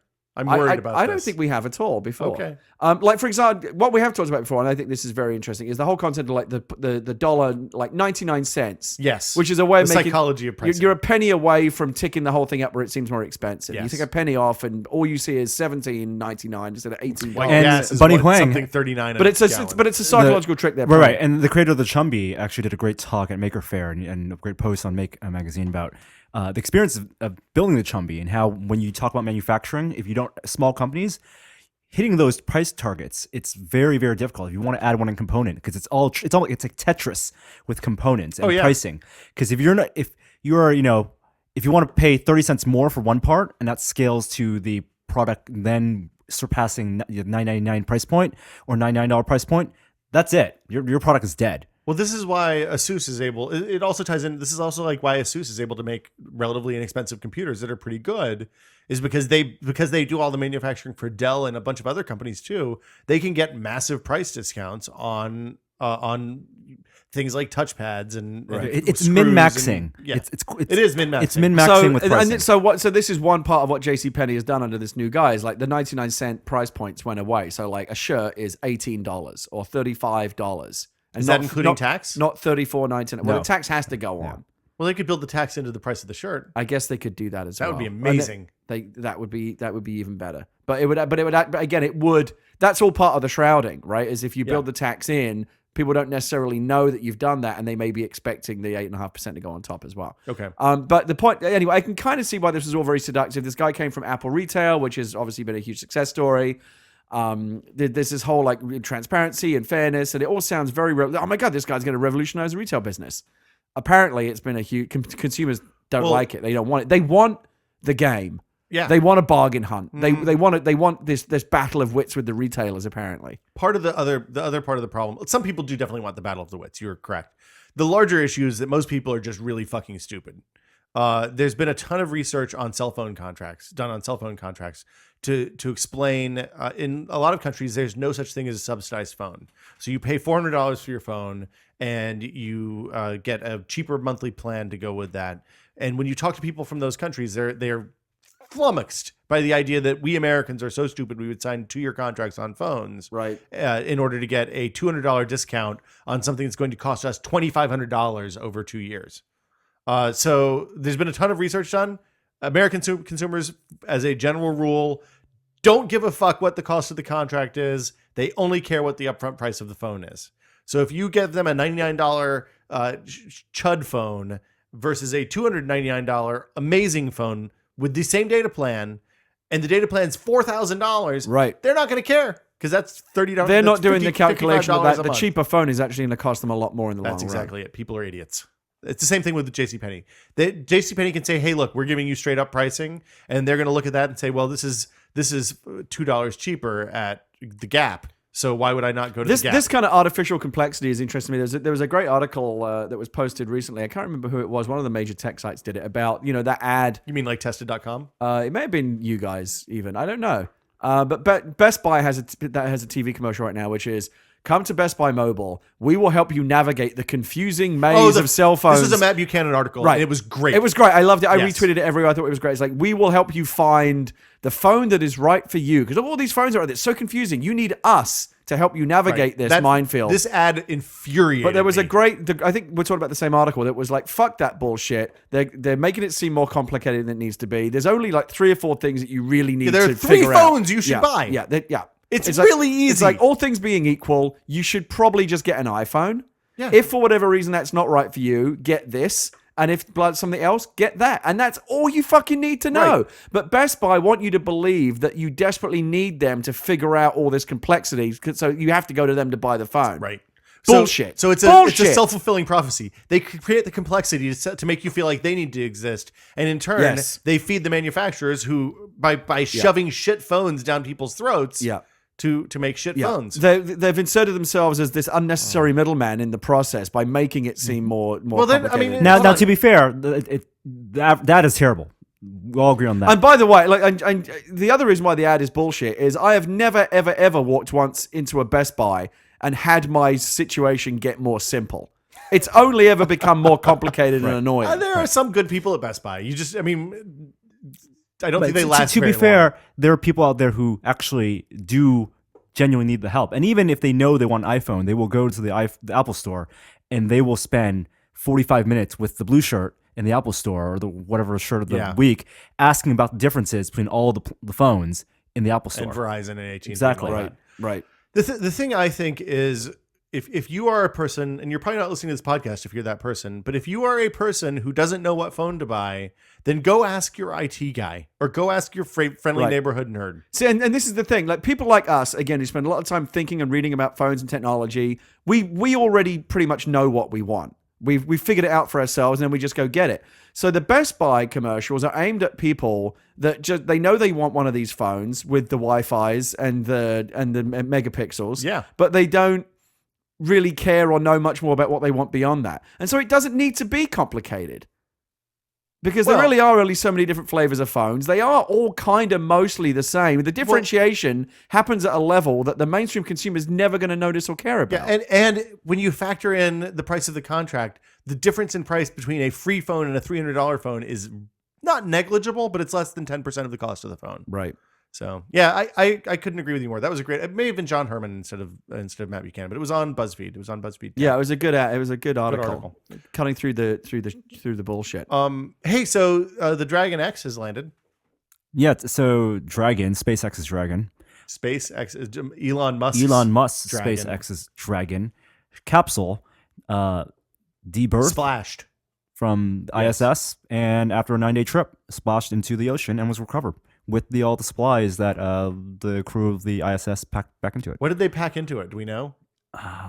Some equipment. Is it like, do they like dump poop and stuff in there too? I'm not sure how waste it- extraction works. I don't think you want to send that back to Earth unless it's for biological studies. You don't want to leave it in the space station; it'll just fill up eventually. There's a lot of space out there that you can just send in one direction. But if you don't want to fire a missile off into space like that. It could come back and hit you. It'll No, be in the this same wasn't. orbit. I mean, this is all very cool. First private, space vehicle This up is there super and everything. cool. It's all great, but what it did, and this makes sense because it was the first one, so you don't want to do anything too important right away. This wasn't a supercritical mission. I mean, they basically took like fucking Pop-Tarts and stuff up there, Yeah. right? Yeah, It wasn't even near its full capacity. It was expensive. It it's was an expensive test. it's super important in that it gives us a non-Russian way to get supplies to the ISS. I mean, it's important because it's a step along a road, not because of the step along the road that it is. If that makes sense.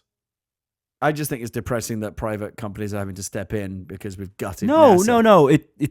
Well, it's depressing that the government sees that because private companies are stepping in, that they feel less of a responsibility.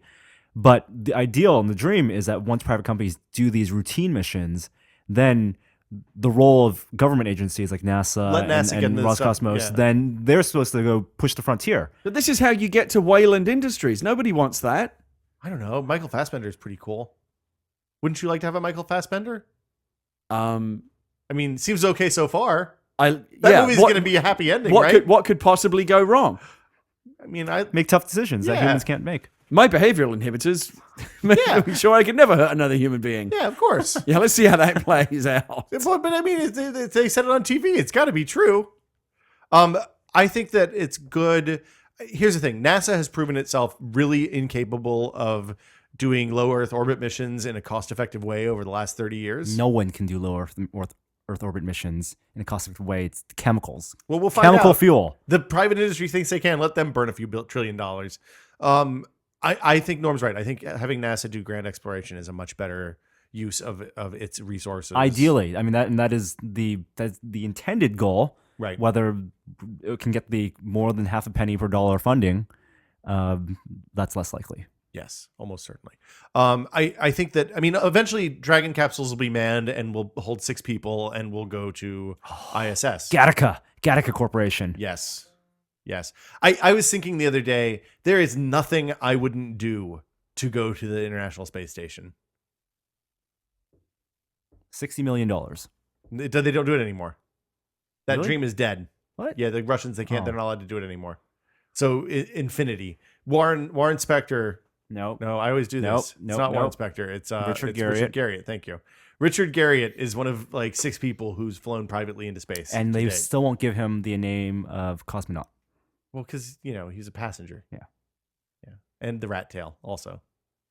Let's roll on and talk about. We talked about RIM a little bit. I don't want to get into that too much. It's kind of sad. It looks like they're going to be taken over by somebody maybe or something. Well, again, the article I read today was very interesting in terms of like, well, what happens to them? The only companies that would be interested in buying it whole are already destroying RIM in the market, like Google and Apple. They would have no interest. There's nothing for them to buy. Patents. But I think I they already have guess, patent licensing but that's the thing agreements is with that everyone. I think the future of RIM, sadly enough, is it will get broken up and sold in pieces. It's unfortunate. All those keyboards.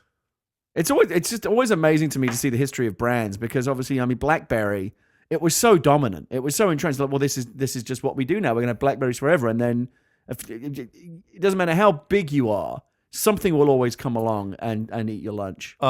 It's funny. I have 2 BlackBerry stories. One is that when I first moved to California, we had just gotten in the very first BlackBerry, the one that used Bell South's super slow packet data network, GPRS network or something. And I had to fly back and then drive out my shit from Tennessee. So I'd flown out to find a place to live, and then I flew back and then drove back out with Gina and the U-Haul. And we had just gotten that thing. So they were like, well, why don't you take this and you do the review of it? Because you'll be in weird places and can test it all over. And it was amazing because I could get email in a thing that fit in my pocket. Oh, back in the day, in I mean, 2000. it was revelatory. 2000. Yeah. The other funny BlackBerry story is that with the HBO Go working now, Gina and I have gone back and watched the last like 2 or 3 seasons of Entourage, which we lost somehow. Yeah. We like lost the thread at some point. And watching 2009 Entourage episodes is like a time capsule into the distant past because everybody's carrying Blackberries. One dude has an iPhone, maybe. They're talking about whether Vinny should sign up for Facebook or not. It's bizarre. It's really funny. Yeah. Technology really ages movies. I mean, it's fun to go back yeah. and look at like 80s movies where they've got these massive cell phones the size of cinder blocks. And you can't not laugh at it. Like it takes you out of the movie a little bit. You can't help yourself. Worse than that for me is like 80s science fiction that's supposed to be of the distant future, and there are no cell phones. Right. So like if you read Neuromancer, whether it's a book or a movie, you read Neuromancer now, nobody has phones. Well, the They thing have that payphones. well, I mean, I get that they didn't imagine like the iPhone because again, you have to be someone like Steve Jobs to come up with that shit. If it was easy to imagine that stuff, everybody would be doing it. Well, the PDA. But what's weird is like I've seen futuristic movies where they do have like cell phones Yeah. and communication devices, but they're still massive. I'm like, aren't you imaginative enough to have imagined that at least this shit would get smaller in the future? Like, why does it still have to be huge? The problem is it was huge so it could be relatable to people watching at the time. It It wasn't had that to the telegraph. creators, it wasn't the creators didn't have imagination. They couldn't trust the viewers to make that connection. Right. And Like, it would be too small for them to yeah, accept exactly. that it could be real. And that would take away from the story. yeah. I'll have to dig it up, but I remember reading an article in like 92 or 93, probably when I was in high school or maybe in college, that it broke down in a really convincing way why the Dick Tracy. It was when the movie Dick Tracy came out with Warren Beatty and Yeah. Madonna. Yeah. And it broke down why the Dick Tracy wristwatch video phone was never possible, would never be possible, Right. because the batteries would never hold enough power and the screen would never be able to be that small. And I mean, you could build a video phone like that today, no problem. I don't think You there's have it. there's no more surefire way to make yourself look like an idiot than to write an article about how something can never possibly happen in the Yeah. future. Yeah, exactly. I mean, that's why it's so hilarious to go back and read. You know, it's an old trope, but I love going back and reading those articles from like 50, 100 years ago of like what the future will be like. And sometimes they're dead on, but most of the time it's just hysterically wrong. No, your car doesn't have a bubble on top. Yeah. Neither does mine. Yeah. There's a great blog. I'm gonna pimp it again. It's the Paleo Future blog Oh, Matt Novak's on blog. on Smithsonian Yes. .com. That does just that. He goes back and digs up what the past thought of the future, and sometimes it's oddly prescient, like the GPS stuff. Do you think there's any way you can look at that stuff and learn from it? Like, look at what we thought 2000 would be like in 1950. I think you can And always extrapolate that and think like, well, how far off are we when we imagine what 2050 will But be it's not like linear today? progress. It's all exponential. Well, that's what I'm progress. saying. That's why it's, you're right. It doesn't, if anything, it's an exponential. and it's not even a curve, in any sense. It's all hills and it's all tied to materials and politics and and culture. And so Well, I mean, for example, look at Future as a Guide, did we develop more from 1900 to 1950 or from 1950 to 2000? Like, which half of the decade 1950 saw to the... 2000. Really? Yeah, it's an exponential. Technology progression is an exponential growth curve. And you know I- what? The I would biggest bump disagree was with that because- 1950 to 1970.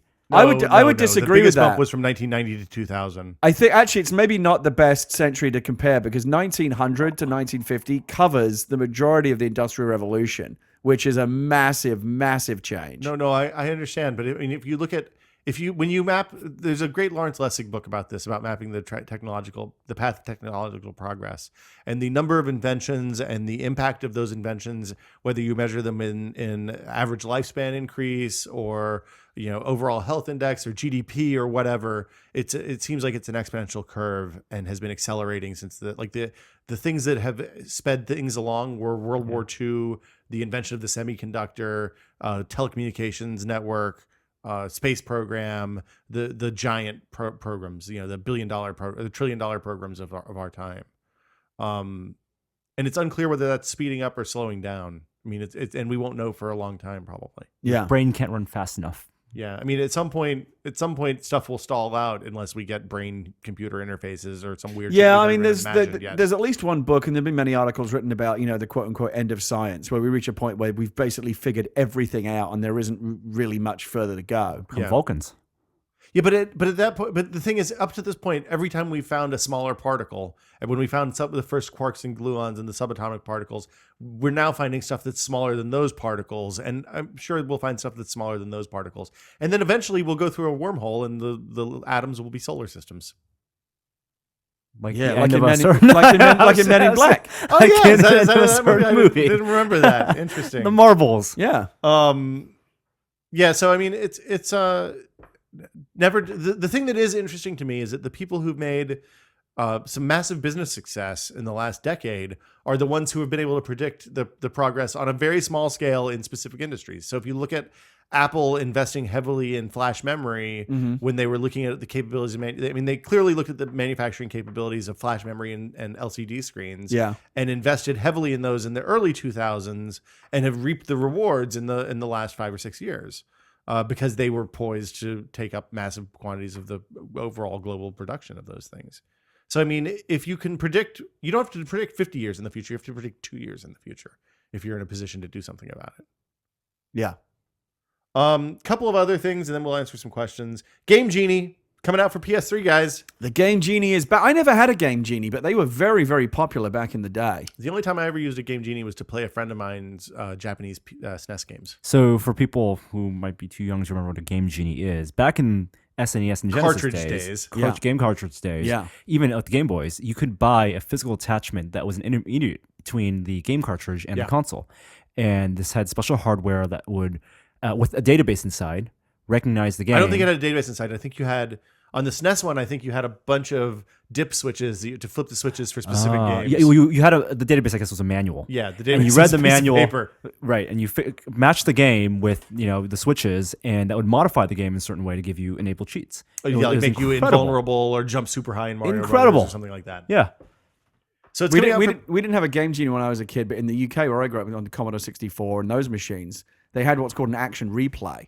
Which is kind of the same thing. And what it would do is you would press it was basically just a cartridge or like a ROM thing that you would put into the Commodore 64 or whatever while the game was running, and you would press a button, and it would look like it crashed the game, but it actually just kind of put it in like a kind of suspended state where it became vulnerable to you to get in and make little tweaks. And when you started it up again, it was now in that customized way. So you could hack the ROM, basically. Yeah, you could hack it, and also. Oh, I thought what it was going to be, and I guess I thought it would store like a buffer of what the ROM was at, like for 10 seconds ago or 13 seconds ago. So if you die and you want to jump back 10 seconds, Oh yeah, because it was like the Action Omega Replay. 13. No, it was called Action Replay for another reason. But it was very popular in the Commodore 64 world. Is that you could actually make? And I remember my dad helped me make it with a soldering iron and stuff. It was cool. We made our own what they called a reset button. And again, you could press this. It looked very kind of homebrew, but you'd plug it into your 64, and you would press a button. And I can't remember exactly, but again, it would put the computer or the program that was running in this kind of like exposed state where you could make little tweaks. It was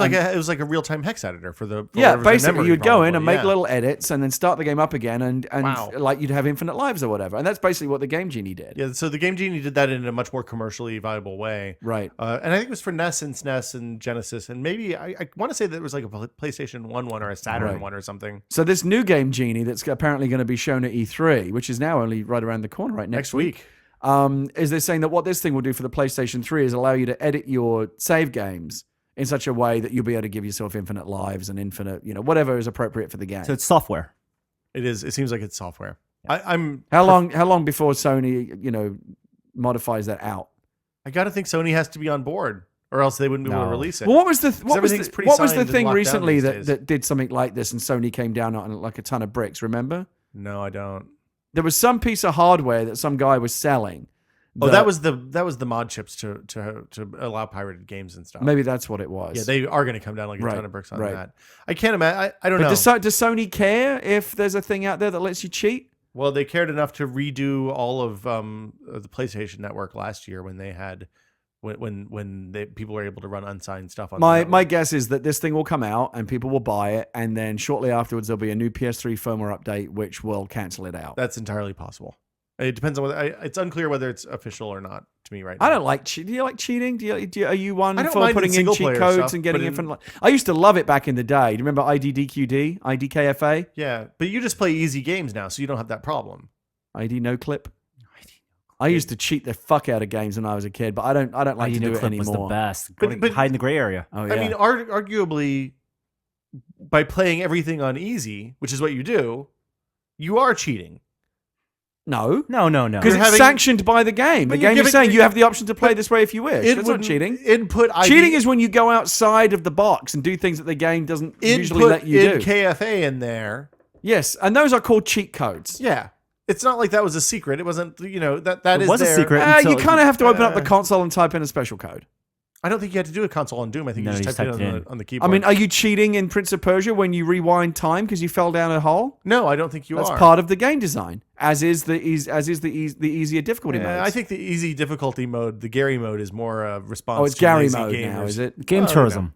Yeah, game tourism. You just want to get One the step away experience from sitting on the couch and watching without someone needing else the play. skills. Yeah, it's That's like what I how do. you play Uncharted. Yeah. Like I said, I don't really play games for the challenge anymore. I just play for the experience. I'm not very good at games. It's all about UX. I don't want to waste a lot of time having to replay sections over and over because I keep getting killed. No, I I understand. just want to that. play the easy mode. I agree. Uncharted. That's why I don't like the Uncharted games. Is they give you very easy, and I'm like, that's kind of good. Cool, and you know you want to, you pussy. Very easy, and I'm like, no, I can't go all the way down. Give it when it's usually what you see is easy, medium, Nightmare. nightmare. I'm going to kick you in the groin. Well, no, you typically see 4 now, and it's easy, medium, hard, and super fucking hard. yeah, the And Halo I will model, usually guess. pick easy. Well, and then there's Diablo, where you have to play the game in one difficulty mode until New Game Plus. Do we want to talk about Diablo? Have either of No. you played Diablo at all? Nope. No, I've been waiting. Oh I'm going to my wait God. until I get this new machine, and I'll play it once all the fuss has died sweet down. Jesus, you don't need a new machine to play Diablo. Anyway, But I don't want to play it now anyway when everyone's complaining about it. why are they complaining about it still? A lot of people are complaining. It's a little laggy. Complaining about how much fun it is. It is pretty fun. It's dangerously fun. Let's have a couple other things. Tested, we have updates, software updates on the site. Profiles are kind of back. We haven't linked them onto the homepage yet, just because there's some stuff that has to be done still. But you can see your recent activity. You can send PMs shortly. I don't think that's up yet, but that'll be up later today or tomorrow, I hope. And you can, I think, change your password now, which is refreshing because I've been doing all those manually lately. And then, let's see, Diablo 3 sells 6.5 million copies in the first week. Crazy. That's pretty crazy. Do we want to talk about Sony's online-only console? Now, Wall Street Journal had a story that said they won't do an online-only console. Consider it. You want to make any E3 tech predictions? E3 is interesting to me this year because I don't have a clue what to expect. Usually there's some rumblings about a new console or whatever. but Wii it U. completely. Yeah, I know, but who cares about that? That's what I'm saying. Wii U is the only new hardware. Microsoft has actually said no new hardware this year, and Sony doesn't have anything. Right. So So there won't be any big new hardware fuck announcements. all. Wii U. Eh. We'll see Wii U. I'm excited about seeing Wii U. So if there's going to be, maybe we'll see. I'm very much on the fence about it. The Wii ended up burning a lot of fucking goodwill for me with Nintendo. I look at the Wii. I paid $200 for my Wii. I played 10 amazing You paid games on it. $250 for your Wii. Did I? Launch day? I think Okay, well, whatever. at the end of the day, even if that machine had done nothing than play Super Mario Galaxy, I would have Yeah. felt like I got my money's worth. But it's just depressing to see what it's become. You know, you go to the supermarket and there's bins at the checkout, these bullshit Wii shovelware games. It's like it was just bad. Well, one of the platforms is going to get that every time. If something sells, if there are 100 million units of something out there, then that's going to happen on every console. It's going to be interesting to see what happens next. I think Wii U's a very critical next chapter Nintendo for Nintendo. had kind of a rough year. Feels 3DS is feels taking very off. make or break, and it's interesting they've doubled down again on yet another big gimmick. Well, I think the secondary screen is a smart gimmick, though. If you look at the games that had the secondary screen in the past, like your Crystal Chronicles and the other 3 games that took advantage of those Game Boy link cables, Right. like there's something kind of special about having a private screen when you're playing a game. I mean, you know, I actually feel bad kind of complaining about it because I love the fact that Nintendo is in there doing what they do. Because again, if you look, they're the only ones doing something different. Look at Xbox 360 and PlayStation. Yeah. There's not much to choose between them. They're both roughly Well, equally Kinect or powerful. Move, but yeah. I know, but who cares? They both roughly. We had some kids over at our house the other day, and we were playing Kinect games. And after 15 minutes, they said, "Can we play something with a controller?" How old were seriously. the kids? Like 7 and 10. Wow, that's perfect. sad. That's right Yeah, in the like right in age the- right group. in the Yeah. zone. Yeah, boy, that's not a good sign. Yeah. That stuff aside, the terms of the all-in-one box, they all do kind of the same stuff. They all play mostly the same games. There's a few exclusives on each side, but they're very similar experiences. There's nothing special. Yeah. Nintendo is the only one out there like, this is a whole other way you can play games. It's a totally different type of experience. So I love that they're in there doing that. I just think we ended up being kind of a The thing Waste of my feeling on Nintendo is it is probably going to continue being a first party platform.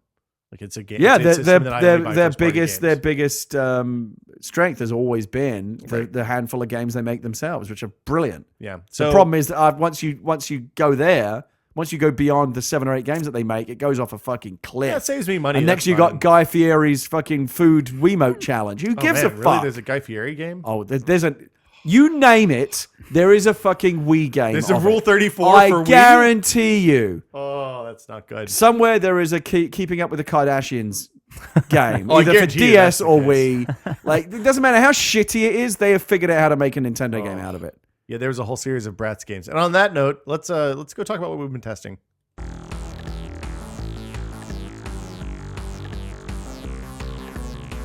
We have already talked about Windows 8 a lot. Yeah. Norm, do you have any impressions, or you were working on other stuff last night? I know.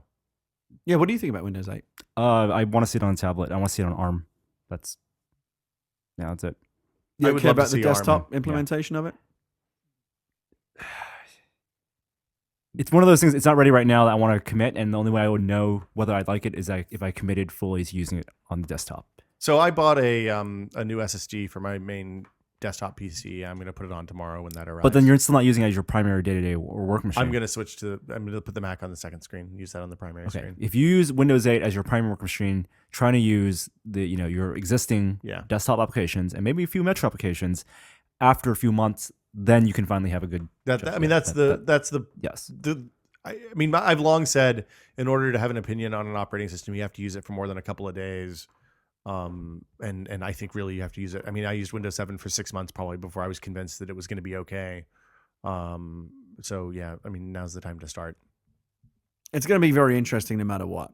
Yeah, I mean, and it's they're always make or break for Microsoft. I guarantee you that there's a plan B in Redmond for shit. What if we need to roll out an update 9 months in or 18 months in that kind of smooths the rough edges. Right. Norm, you've been using the Fuel Band. You have the Fuel Band on right now. I do have the Fuel Band on right now. Can we 90 talk about plus that finally? Fuel You were Band. really coy about that last week. Yeah, we shot a video with it, and it'll be up. It looks very high tech. I mean, It you is. look like a visitor from the future with that thing on. And I think this is a really great first generation implementation of technology. It's almost very Apple-like in that it has a lot of new functionality, which I haven't seen in other pedometers before. For example, this amazing LED screen. okay, That's bright during the day. Okay. That's also a watch. Makes it a watch. The Bluetooth connectivity to my cell phone, and also the USB charging and syncing built right into the armband. Yeah, the Bluetooth connectivity to the cell phone instead of like the Fitbit had a pretty neat implementation where it connected to the charger wirelessly. So whenever you kind of got near the charger, it would update your information. But which had the benefit of being lower power than Bluetooth, so it would stay charged longer. Now, the real question is, has this actually in any way inspired you to be more active? It reminded me that I need to be more active, and that has inspired me. I mean, it's what. Norm shakes his arm up and down more at the end of the night at one to point- reach the red meter. In the morning, like if Oh, you yeah? don't, no, yeah, right. If you put this on, if I don't put it on in the morning and like I forget half a day, then it's not going to do anything. Like if I put this on after I eat lunch, like oh shoot, I missed half a day of the workout, You have right? to go for a jog. Then it's not like there's the arbitrary goal is kind of pointless. But it is if you get in the habit of putting it on in the morning. It's not like the job went up where you're supposed to sleep with it and it becomes an alarm because there's no motor in here. But if you get into the habit of wearing it every day, and because I do check it as a watch now, and even when you check it as a watch, like right now it's showing me it's 4:03 p.m., but I do have my, activity meter. It'll remind me, hey, maybe I should go walk outside. And if I have the decision to take stairs or elevator, I will take the stairs because of this. So it is a very expensive way to remind you that you need to be more active. How much is it? $150. Whoa! That's expensive. It's very expensive. They need to get it down under $100, I think, for it to feel like it's so it's kind of really- like one of those that's why it's a very early adopter first generation technology, which does everything it promises. But I can totally see with batteries being cheaper and just manufacturing getting cheaper and scaling, third generation under $100 and more features, maybe a little thinner, a little lighter, longer battery life. Yeah, I mean, I think it's a good product category, and I think this is currently the best thing that's in that category. I think it's a neat category. I like that it's on the wrist rather than on the waistband. I found it. I lost a Fitbit. I put a Fitbit through the washing machine. You're never gonna have that problem with this. Yeah, and the with this fact thing. that you can just wear it as like a cool watch. I mean, it is a cool looking thing. It does is- look like a space watch. It does look like a space watch. Yeah. It looks more like a space watch than it does a Livestrong bracelet. I asked Norm Yeah. during the quick look if he had any extra interest from the ladies. Yeah, anything that gets a conversation started. I got 2,000 fuel today. Yeah, and then plus you can start telling her about how because I'm so active and I'm Mr. Sporty. Like Yeah. chicks diggle Look that how shit. fit I am. Yeah. See, our friend Brian Lamb over at the Wirecutter did a giant post about standing desks this week, which I've been thinking about for a long time. There's of course been a lot of research. We haven't done anything on the site, but we probably should. Those are popular. I'm seeing those crop up more and more. Well, there's been a lot of research that says basically sitting for an extended period of time every day reduces your life expectancy fairly significantly. Yeah, it's just bad for you. It's kind of scary. Yeah, it is. As somebody who sits 10 or 12 hours a day easy, Yeah, me too. it's bad. As do so many people. I mean, Everybody. office workers, so many people. Yeah, so especially if you work in an office during the day and play games all night, then you're pretty much Yeah, you've but had a good run. I'm 37, man. It's just many of us basically at this point just spend our lives moving from one chair to another. oh man, I can't wait to move to that other chair in the other room. Yeah. So he did a bunch of research on standing desks and came out with a thing called the Kangaroo. Well, he didn't come out with it, but he found a thing called the Kangaroo Pro Mini, I think. Which is his recommendation. Which is his site's recommendation. for the best standing desk you can buy. Well, not the best standing desk, but the best way to adapt an existing desk into a standing desk. So what it is a weighted foot that you basically put on top of your desk, and then you attach the keyboard and mouse to a boom arm that goes there, and you can adjust it to whatever height you need, or go up and down as needed. With the desk. Can you see yourself standing? I'm doing a standing desk at the new Anna office. used to stand, didn't Joey she? did, too. Joey does, Both yeah. of them Joey- did. Yeah. I'm doing a standing desk at the new office. No You think? doubt. Yeah, You absolutely. think you're going to stick with it? I mean, we'll find out. The thing is, it's not like you just stand all day. You also get a high chair, and you have a foot like a pad underneath you. Ah, That you step on, That you so step you on. have to constantly move your Yeah. feet and massage Okay. your feet. You have like a little block, like an Apple box or something. That you put your one foot on at a time, so you can rest one foot and then the other. well, I'll be interested to see how you get on with that. I think I think that's a good trend as well. I mean, why not? Give it a try. Let's see how it works. I think I might convert the house too. I think I'm gonna get some Apple boxes for the house so I can jack up the current desk another 3 feet, make that standing as well. All right. Let's see, the Presso, which is somebody a reader requested a quick look of this. It's a hand espresso machine, so it's a hand powered, 2 arms. It looks almost like one of those rabbit wine corkers, or Norm thought it looked like a robot. That you pour hot water in the top, put a puck of coffee in, and you can make espresso without electricity, or as long as you can make the water boil, I guess. Okay. It doesn't do a very good job. Go backpacking. You have your own your hand grinder, It weighs too much to take back. and then you crazy. break out the pot of water and the espresso. Yeah, but you didn't bring any food because that thing weighs 6 pounds. Yep. And I guess that's it for what we've been testing. I've been playing Diablo 3 every night. I like that game a lot. It's very good. We've been testing a lot of baby hardware. Yeah, what That's all that stuff is now starting to come on stream for boy. us because we're down to the wire. are you doing? What kind of monitor have you chosen? Haven't chosen one yet. Drop cams, I hear, are very popular. and Yeah, we quite good. we will be looking into that. The good thing about Leah being a childcare specialist by Yeah. profession is that she's already got a line on a lot of. She's already Oh, in her that's a job good as a point. nanny has already tested a lot of stuff, so she knows what's good and what's bad from her own experience. Cool. So yeah, we will obviously be looking into a monitor. There are ones that work with your your phone. They come with an app, and you can try that.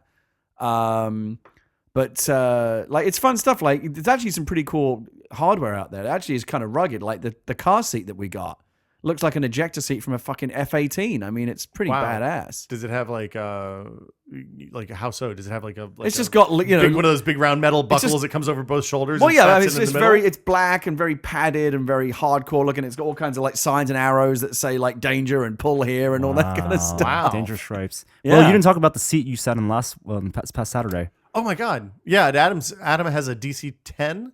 Is that what he said? Or Something like that. he has an airplane chair in his office, in his workshop.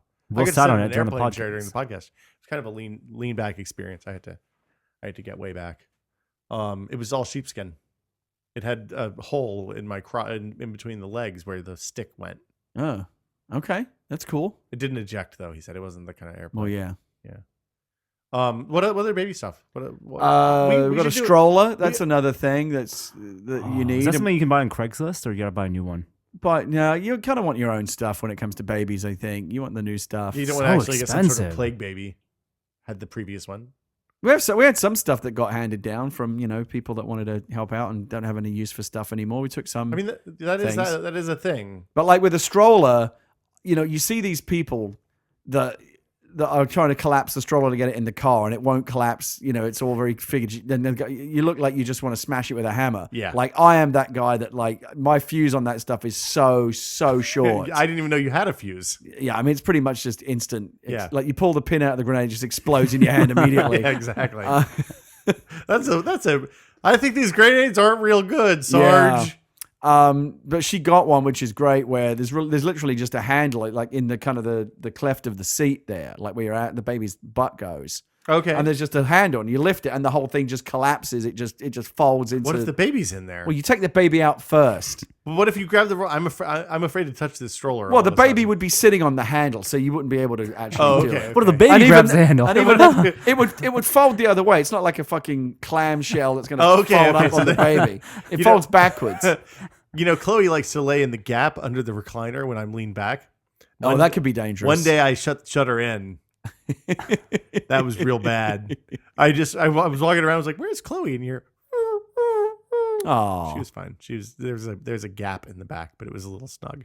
but there is Don't do definitely- that to your baby, Gary. I'm going to try not to. There is definitely a whole world of like really interesting baby technology that's out there that I had never been aware of. Are we talking about like pumps and stuff, or Well, like, I mean, I don't want to get into that because I know, Norm in particular starts to get very uncomfortable. But, just like cool, again, like, different things to, carry babies around in. And so one of the things I'm looking for right now that we've been trying, this is what I've been testing, is like, those kind of papoose baby carriers that you kind of wear like a backpack that you wear on your front. are you talking about like the jersey, the sling thing, Well, I meant, so, they or kind of, like two straps? well, there are different ones that look like wraps and ones that look like kind of like more like backpacks, but it's like a pouch for the baby to go in and you carry it around like on your chest. yeah.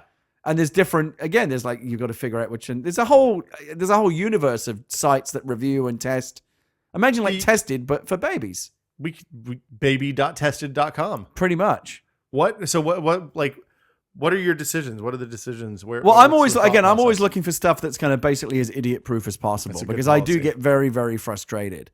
Anytime I can't figure out, anytime the solution isn't immediately apparent, like I just fucking lose it. Leah will tell you. Yeah, I've seen you work on the PC. Yeah, I just have to walk away. Yeah, it's good. It's good that you walk away. So I'm always and she knows that. So like she picked the stroller saying, "Look how easy this thing is to fold up." And I'm like, "Yes, that's the one for me." Yeah.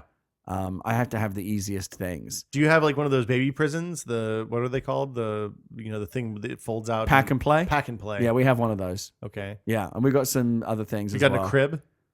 We have a crib. Okay. We have one of those little kind of rocking things that you can put the baby in. Just if you need to set the baby down, there's like a little, almost like a bassinet that you can It's like sit a baby in. cozy. Yeah, and it rocks back and forth, and the baby can chill out there for 5 minutes Okay. while you go away and do whatever. Do you have gotta like the do. whole diaper station with poop analysis and the whole Yeah, nine we have a yards? diaper station, and we're doing cloth diapers, which I'm not looking forward to. Are you doing the liners or are you doing just cloth? No, there are liners and there are different levels to Okay. it. But like, again, like if it was my choice, I'd be using the disposable ones where they just have all the straps and the things, and it's very Yeah, very you simple. Just glue it on. Cloth and then- diapering is a little bit more advanced, but ultimately better. I think. How does that work? Well, they poop in the cloth. I know, And and then you like to rinse it out, or Yeah, no. you wash them, or you have people that come and pick them up. or once you or have twice a week. diaper service that will Yeah. come and do it, take care of all that for Right. you. So you have a machine that you dump the diaper in, right? And it like eats it like a garbage compactor, and then you just give the bags from the diaper machine to the people, Yeah, pretty much. right? It's like And- Bender, but for diapers. And You have again, a one diaper of, robot. one of the things that I've learned from like talking to other parents and watching the videos that they make you watch and all that kind of stuff is that baby poop ain't no fucking joke. Well, you have a dog, Like you think, man. you You think know what happens when how Huey gets this- upset. This baby it's like the baby's like the size of a bag of flour. Like how much poop could it actually create? It's like the poop is being beamed in from another dimension of poop. Now, the Maybe- baby is just a portal to a whole universe of poop. Like the size of the baby does no way relate to the amount of poop that can come out of it. especially if you compare it to like a small dog, right? Well, I mean, the thing about owning, one of the reasons people say owning dogs is good practice for having a baby is that when you own a dog, especially in the city where you have to pick up shit, you become intimately acquainted with feces. Yeah. You're picking it up all the time. I mean, you have a bag or whatever. Yeah, but I don't think it's actually that. I mean, yes, it's true that there is a living thing that you're responsible Yeah. for taking care of. You have to feed it and whatever. At the end of the day, though, I can put the dog in the cage. A and dog- I'm not going to yeah, go to jail. a dog will just chill out. Yeah. Dogs are pretty self. As long as there's food and water in the bowl and they get walked, then they're pretty much, they're okay to do their own thing. And when they poop, they poop. but they don't poop like 10, 15 times a day Well, like but a baby does. Have you ever had? Has Huey ever eaten something bad and had like an upset stomach where he had the runny diarrhea for Oh like 3 yeah, weeks? Yeah, plenty of times. maybe not 3 weeks, But like that's 3 or that's 4 a rare days. occasion. Where as a baby, you're Yeah. dealing with that It's the first year. every hour of the day. Yeah. Don't have kids, Norm. You can see Norm's not going to be. There aren't going to be little Norm Juniors running around anytime soon. Norm doesn't like looking at Boots' Why anus. does this make you so uncomfortable? Every time we've talked about, oh, shall I use some of the medical names for things? Yes. Do you know what the kind of poop that comes out of a baby right away is called? No. It's called meconium. Like merconium, like the element. It's a particularly dark, runny kind of poop. No, You should tell. You should see. This is good information to they have. weren't digging for this on Avatar. That's Right. right. Right. Hey, Norm, we've got a big supply of merconium. You want in? Yeah. Okay. What else? Give us some more. So the kind of breast milk that comes out of the nipples in the early days, is Nipples? You say? the nipples, Okay. is called colostrum, Interesting. which also sounds disgusting. I don't think that was as bad as the merconium. Meconium. Yeah. What I else? mean, they actually kind of sound like cool sci-fi kind Yeah, of names. merconium sounds like something like Jim Cameron would have a movie to go mine. As Yeah. Norm so Yeah, eloquently there are pointed many out. others. I can't remember. What is this? What? This is all, it's all nature. Norm. Circle of life, What- man. Yeah. I like half the Circle of Life. Only 50% of the circle I am a Which fan of. 50% though? You know, from 18 to 40. I don't think that's. I think the Circle of Life was about lions eating Pumbaa and Timon. From birth to death. Oh, I guess so. Anything outside of kind of the trendy demographic, Yeah, of like exactly. 18 to 40. First 25%, Okay. last 25%, I can do with that. Not so much. Basically, any period in life where you might be shitting your own pants. Yes, exactly. Whether you're young or old. Leave me out of that. Yeah. Yeah. Okay. That's fair enough. I mean, why would you want that? I don't know. Exactly. Give him a few years; it'll work itself out. Let's take some questions. You want to take some questions? Why not? Maybe a question or two. Should we take some questions? I'm queuing up the music. Emails? Well, but we do the other one. Emails. 'Cause it's, we don't do emails. We do Emails? No. Questions? Boom. If you have a question for This Is Only a Test, the email address is podcast@tested.com. Keep it short, under 45 seconds, and we'll try to be entertaining and make sure you don't sound like you're recording it from the outside of an airplane. Here is the first question. Hey, Will, Norman, Gary. Jeff from Princeton, New Jersey here. First, would you rather? Having tested the third-person camera at Maker Faire, if the technology existed, would you rather experience the world from a third-person view and see everything around you, or keep the first-person perspective? Now, on to my question. As someone who doesn't love the taste of coffee, but is preparing for brutal hours at work this summer, what would you consider to be the least offensive alternative form of caffeine? Thanks. Love the podcast. I would take the first person view. Because not being able to see directly in front of you or your hands. No, if you had sucks. the remote control where you can look all around you, You still aren't going to be able to see directly in front of you. There'll still be a big blind spot. there will be a blind spot where your head is. Yes. And It's where your true. body is. Yes. Like you would never be able to see your Johnson again. I like seeing my Johnson occasionally. All right. I think you've answered the question for all Tying of us. your shoes. All right. What is the least offensive way to ingest caffeine? I'm holding in my left hand a sugar-free Red Bull. Sugar-free Red Bull. Or the new Red Bull Total Zero. I don't like that. It doesn't taste as good, but I like that it's... Oh, there's not really a huge amount of Dude, difference. There's Yeah, no, well, there's no 3 sugar- grams of carbs in this. Yeah, there's not really a big difference, is there? No, May as it's- well just go with the sugar-free. There you Yeah. go. Well, what's the difference between Diet Coke and Coke Zero? It's just a little There bit is of no, flavor. there is no Yeah. fucking difference. No, the difference between Diet Coke and Coke Zero is the sweetener. Yeah. So one uses an aspartame-based sweetener and one uses phenylketoguric acid or something. Some chemical. It's literally the one sweetener is the old sweetener, one sweetener is the new sweetener. And that's pretty much it. It's like the difference between Diet Yeah. Pepsi and Pepsi Max. The thing that's interesting about sugar-free Red Bull is it does contain phenylalanine, yeah. which is bad for certain people that have a specific disorder. Well, that's But I don't- that's in pretty much everything that has aspartame, right? Everything that has aspartame. Yeah. Yeah. I don't think Aspartame. aspartame. I don't think Whatever. I don't think sugar-free Red Bull Aspartame. has aspartame though. Doesn't it? What does it have then? I don't think it has artificial sweeteners. I think that's why it tastes weird. I think it is literally just the Red Bull It has citric recipe. acid. Citric acid is a preservative. That's fine. Let's see. I think it's just the Taurine. regular recipe. Taurine. without sugar Taurine added. is really the ingredient that you don't want to Yeah. know about. Yeah. It's made from bull testicles. No, correct. it That used is to be made from correct. bull bile, right? Testicles. But not anymore. It's all synthetic now. It's all synthetic now. Yeah. But somebody at one point chewed on a bull testicle. Was like, man, this kind of jacks me up a little bit. We should put this in a beverage. Gave me some wings. Let's do another question. Do we answer the real question? I think we did with Red Bull. Red Bull, sugar-free Red Bull. It's a little bit expensive is the only thing. I've become a big fan of Diet Snapple. I don't like, I just drink sugar. I just drink the unsweetened teas if I'm going to have a Snapple. Yeah, the teas are good too. That's the you're talking about the one that I'm into. juices. No. I like that's what I've been drinking is the raspberry tea, and they have a new Arnold Palmer, like half iced tea and half lemonade, which is really tasty. I make my own Arnold Palmers. I like that a lot. Of course you do. What? What's wrong with that? You can't make lemonade? What is wrong with you, Gary Whitta? No, I mean it's very easy. You take some iced tea and some lemonade, pour it in a jug, and you've got an Arnold Palmer. No, I just don't drink sweetened tea. Then it's calorie free if you're looking for low calorie. Yeah. I don't like Very unsweetened tea refreshing. though. Drink water. I'm surprised you drink iced tea. My grandmother, who was English, found iced tea revolting until she No, reached 85 I or don't. 90. I don't love it either, and it was kind of morally repugnant to me for many years. But I do like green tea. Oh, I like green tea. Yeah. Hot green tea, not iced green tea. No, I like ice. I like ice What? green. I like ice green tea. What? What are you? Is this morally repugnant to you? Norman? Yeah, that's weird. Iced green tea is delicious. I like No, iced it's white good. tea too. Yeah. Oh, white tea is good as well. Yeah. White All tea's kinds of kind of tea. expensive. I Tea's didn't good. realize though. it.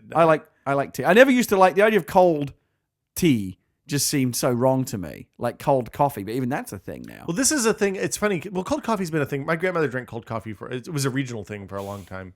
But there was an interesting article about why beverages like coffee and tea taste Right. good, really hot or really cold, Right. but in between they taste gross. Like Right. lukewarm tea is bad, lukewarm coffee is bad. I don't know. Have you noticed? Science.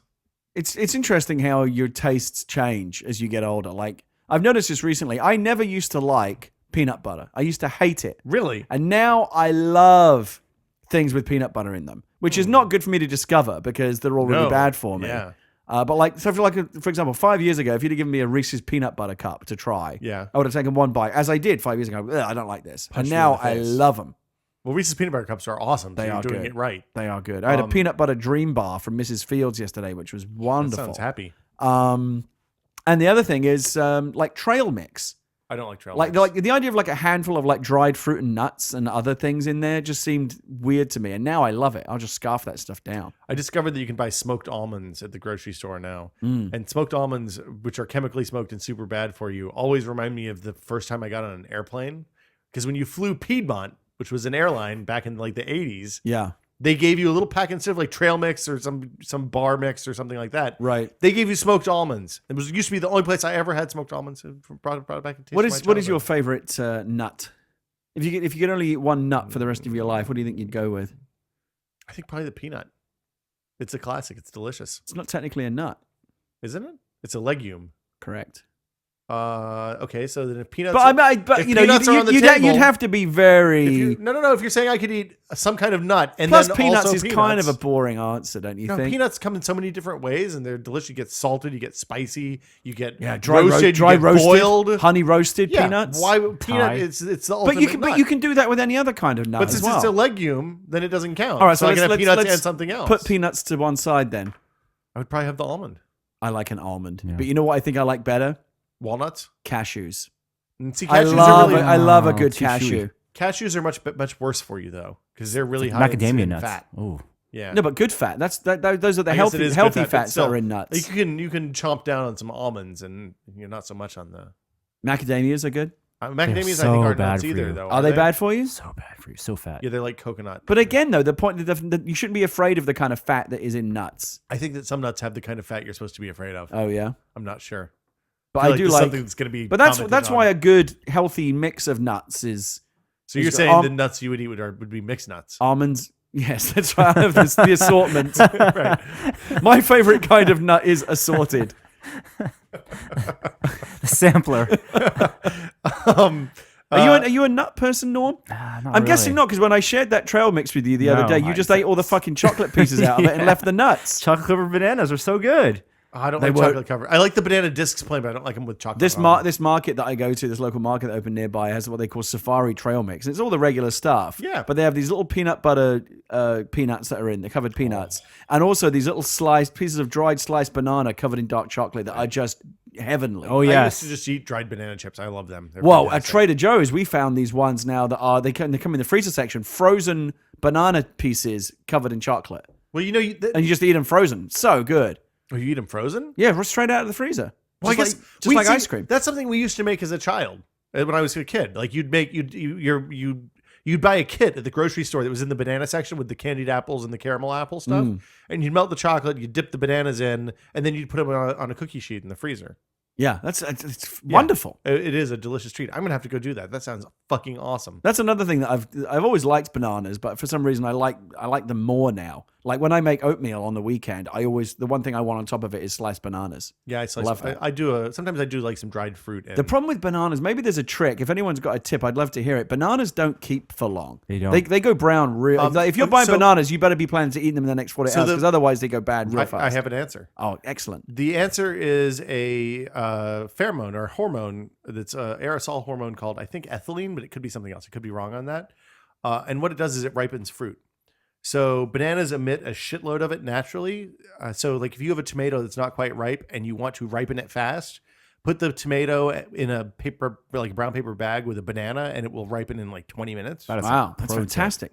See, this is why. So what I do is I generally choose bananas that are still a bit green. Very green. You Yeah. want the very green ones. Yeah. Yeah. So to prevent this from happening, you want the bananas to be well aired, well ventilated. Don't put them in a closet. Don't put them in a drawer. Don't But put that's them what I in the did. I fridge. just left some bananas out on the kitchen counter, and they went brown like almost overnight. Maybe you bought shit bananas. No, they were good bananas. Well, if they went brown overnight, they clearly weren't good Guess bananas. not.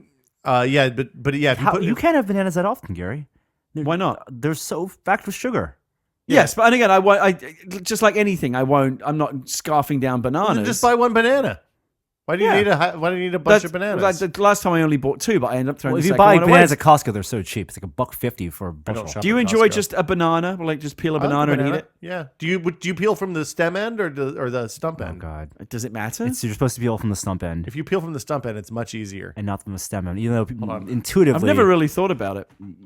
I thought a banana is We're basically... going to get a demonstration Oh, here right we go. now. Oh, Oh, yeah, my God. we have bananas Oh, right here. so this is a special treat for viewers of the podcast All right, watching so the video. so the video, Will's coming this- back. this is some unique I'm video going to go content. commentate this. Will is right now holding a relatively small banana. I'm Is not that a gonna- Chiquita? It's not a plantain. It is a Chiquita banana. It's a Chiquita banana. It actually looks fairly ripened. That not now see perfectly that right there. green. That to me is the perfect. This is a perfect banana. That's where you want a banana By the to stem, be. a little bit tinted lime. Would and either of you like a bite of banana? I can Sure. evenly divide this banana. Yeah, into my two goodness. pieces. I'll eat Okay, we're gonna some get a treat live- right now. So Will's Okay, holding. Now hold on. Whoa, hold on. Let's Script. clarify Yes. which end is which. Will here. has the That's the stem end. cupped stem. in his palm of his left hand. But you've got it the wrong. You've got it the wrong way up. And- technically, See, you Well- would traditionally rip like this. I would. right? from the Yes, I stem. would rip the You're stem doing it end wrong because that's all where the you can time. get the better grip. That's what you think. So right now, Will has Wait, the well, hold on. You're gonna fucking blow my mind here, aren't Will you? has What is the going stem on here? cupped in his left hand with the banana curved so it's cradled and facing toward him. Yeah, it doesn't matter which way it's facing. Okay, well, could do be whatever whichever way. whatever is You're, natural for you. you're cupping it technically where the balls would be. I am in the scrotal region. It's probably a good time to mention this podcast is not for children. Okay. And now Will's peeling from the top. And What? This is so unnatural. And- This and- is banana heresy. You He- just pinch, and it he splits pinched, right down, And he peeled it in 3 flaps. just like a monkey. Just But how is that better than the other way? That's how a banana You don't peels have from to, the other you don't end. risk the breaking. And now, Now- he's taken out the entire banana from the peel. Yeah, now what's he And doing? now he's Wait, pushing his what are you finger. doing? Oh No! that looks painful. Oh, that's like a finger going in your urethra. That's horrible. Oh, this is like the worst thing I've ever seen. Oh, it's like Blade 2. Yes. I don't perfect. know. You created some kind of Have a banana, awful. Norm. Eat this banana. You created some kind of awful banana Gary, would you like some sarlacc. banana? Yes, I'll have a piece of banana. What's wrong with it, Norm? It's a banana. Okay, so what you did was you let me shoved get some your tray. finger down from the top of the banana, kind of Yeah. caved it in, the cavity, Yeah. vertically, and it split into 3. Because it's trilaterally symmetrical, right? And so there's there- triangles basically. three- Can I even. make a request? Of course. Because I think this is fascinating. I don't want we this do to this get- as a video? I think you should do a video on this. I think you should absolutely do a video. saw it on the Tip- internet this like 2 weeks ago, This so should it's be not your. original This should be your. content. It doesn't matter, but this should be your tip of the day. This is that sort of information that you feel like you want to pass on to others. Okay. Pretty good banana. It's a nice thanks, Chiquita. Oh, this is a good banana. And because there's 3 of us, we each have exactly the same size piece of banana. No cutting babies in half or anything. No. That second part was interesting, but you would very rarely want to divide a banana up this way. Like It when is there's an 3 unusual people. circumstance. Well, I no, usually if you're use it for making a months. banana Usually you're split. just going to eat a banana. If you're making a banana split and you want Oh. to layer, your platter.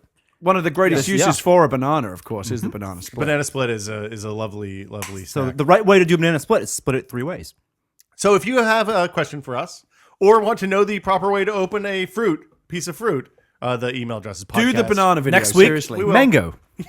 I don't know if I can do mangoes. They're hard. I can do avocados like a mofo though. Yeah. But, Avocado is pretty straightforward. well, do you do the checkerboard thing where you scoop with the spoon so you get nice perfect squares? I'll edge around it with the knife and then twist.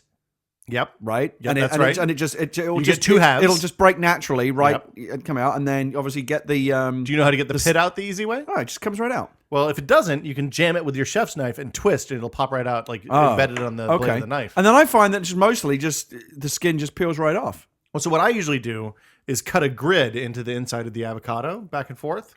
So you cut like inch squares in the top, and then you can just scoop under it with a spoon, and it comes out with nice square cubes of There's avocado. There's nothing better than a good fresh avocado. It's much like how you eat a mango. You cut It the is- grid and invert the. Oh, Yes, you know what I want to exactly. do now more than anything is go to Chevy's where they make the guacamole right, or El Torito where they make the guacamole right there at the table. That is something you could do with your time if you so desired. Let's call that a podcast.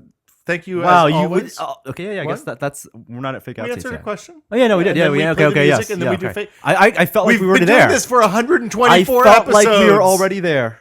Yeah, the I like banana this. thing. This is a good banana. It's a- I'm it's a- surprised that you would buy bananas from such a big brand like that. Gina buys Chiquita. organic Chiquitas. You Okay. you can't buy bananas if they're not from Chiquita You or should Dole. always buy organic fruit. There's some fruit and vegetables that are safer to eat not organic.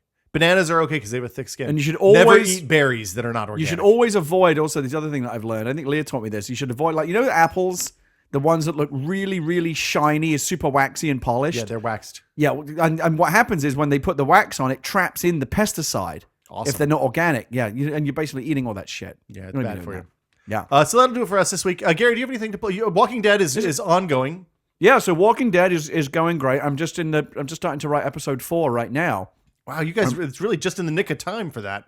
How do you mean? Well, because the episode 1's been out. Episode 2 is out soon, right? Episode 2 is going to be out very soon. A little bit later than originally planned, but it's going to be out very soon. Okay. They're already working on deep into episode 3, and I'm just started on episode 4 right now. And We sold over 1 million copies of episode 1, which is pretty amazing. it's so Gina and I have been intending to play it together and have not yet. 'Cause It's we a good wanna- experience like, to play together. we figured because we- you get to talk about the. Although you don't get long to make the choices, there's a little fuse on every choice Right. you make, so you have to do it quite quickly. Well, I figure I'm going to let her drive, but her back's been hurting and she's been a little sick. But the great thing about it is we're also saving you it. can play it separately and play 2 different games as well because you make different choices. The game goes different directions. See, that sounds good to me. Yeah. Anything else to report? That's it right now. I don't have much. Apparently, I'm going to be on E Entertainment Television very soon. This is the thing with John Tesh and Ryan Seacrest, please. Seacrest is on that. I Yeah. love Seacrest. Yeah, Seacrest does E News now. Well, we'll talk about some other stuff in a little bit. Norm, any plugs? Nope. Tested.com. Yeah. So that'll do it for us this week. Thank you guys for listening. We are back every Thursday. Until the next time, I'm Will. Today's outro comes to us from KJN. Hi there, I didn't see you. Tested.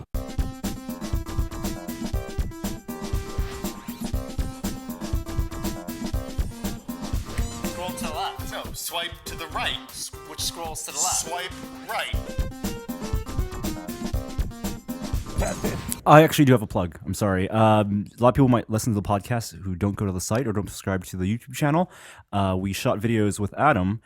So we have one video up that went up right. a couple weeks ago with the Zorg ZF1 gun. Adam talked about his long process of building that gun. And if you're listening to this podcast when it comes out, probably by the time you're listening to this, we'll have the second of that the second video in that series. By Friday morning, for Yes, sure. which is Adam talking about his Hellboy Mecha Hand gauntlet. And it's interesting for a couple of reasons, but mainly because it is an incredibly complex prop that is only in the film for like maybe a few dozen frames. Like it just barely. It's from the very beginning of Hellboy when they're showing the extraction of him from the Nether realms or whatever. And Rasputin has this crazy glove on that controls the lightning, and he uses to steer the orb and all that stuff. Literally, I fired up the movie because I own the movie. Fired it up and looked at it, and you can only see it for maybe 10 seconds at the outside. It's just in and out, in and out, in and out. And then Adam got access to the actual prop because he knows Guillermo del Toro. and took detailed photos of the actual thing. And Well, it's don't spoil the yeah, story. yeah. Watch Just- the video. Just watch the video. It's really good. Cool. I went to Denny's a lot. I've been going to Denny's a lot lately. Now, it's funny you should say that because we have too. know. But I'm particularly surprised to hear you say it because you usually hate those kind No, of no, no. places. I hate the ones that are garbage and make food that's not real. I don't like Chili's because all of the shit that they make is made up bullshit that doesn't taste If this good. and uses podcast bad materials. was on my only access to the outside world, I would see it as like a trend, but I don't think that's going to happen. Why is it? Why, sorry, what? I don't think that both of you guys going to Denny's is going to make Denny's a thing.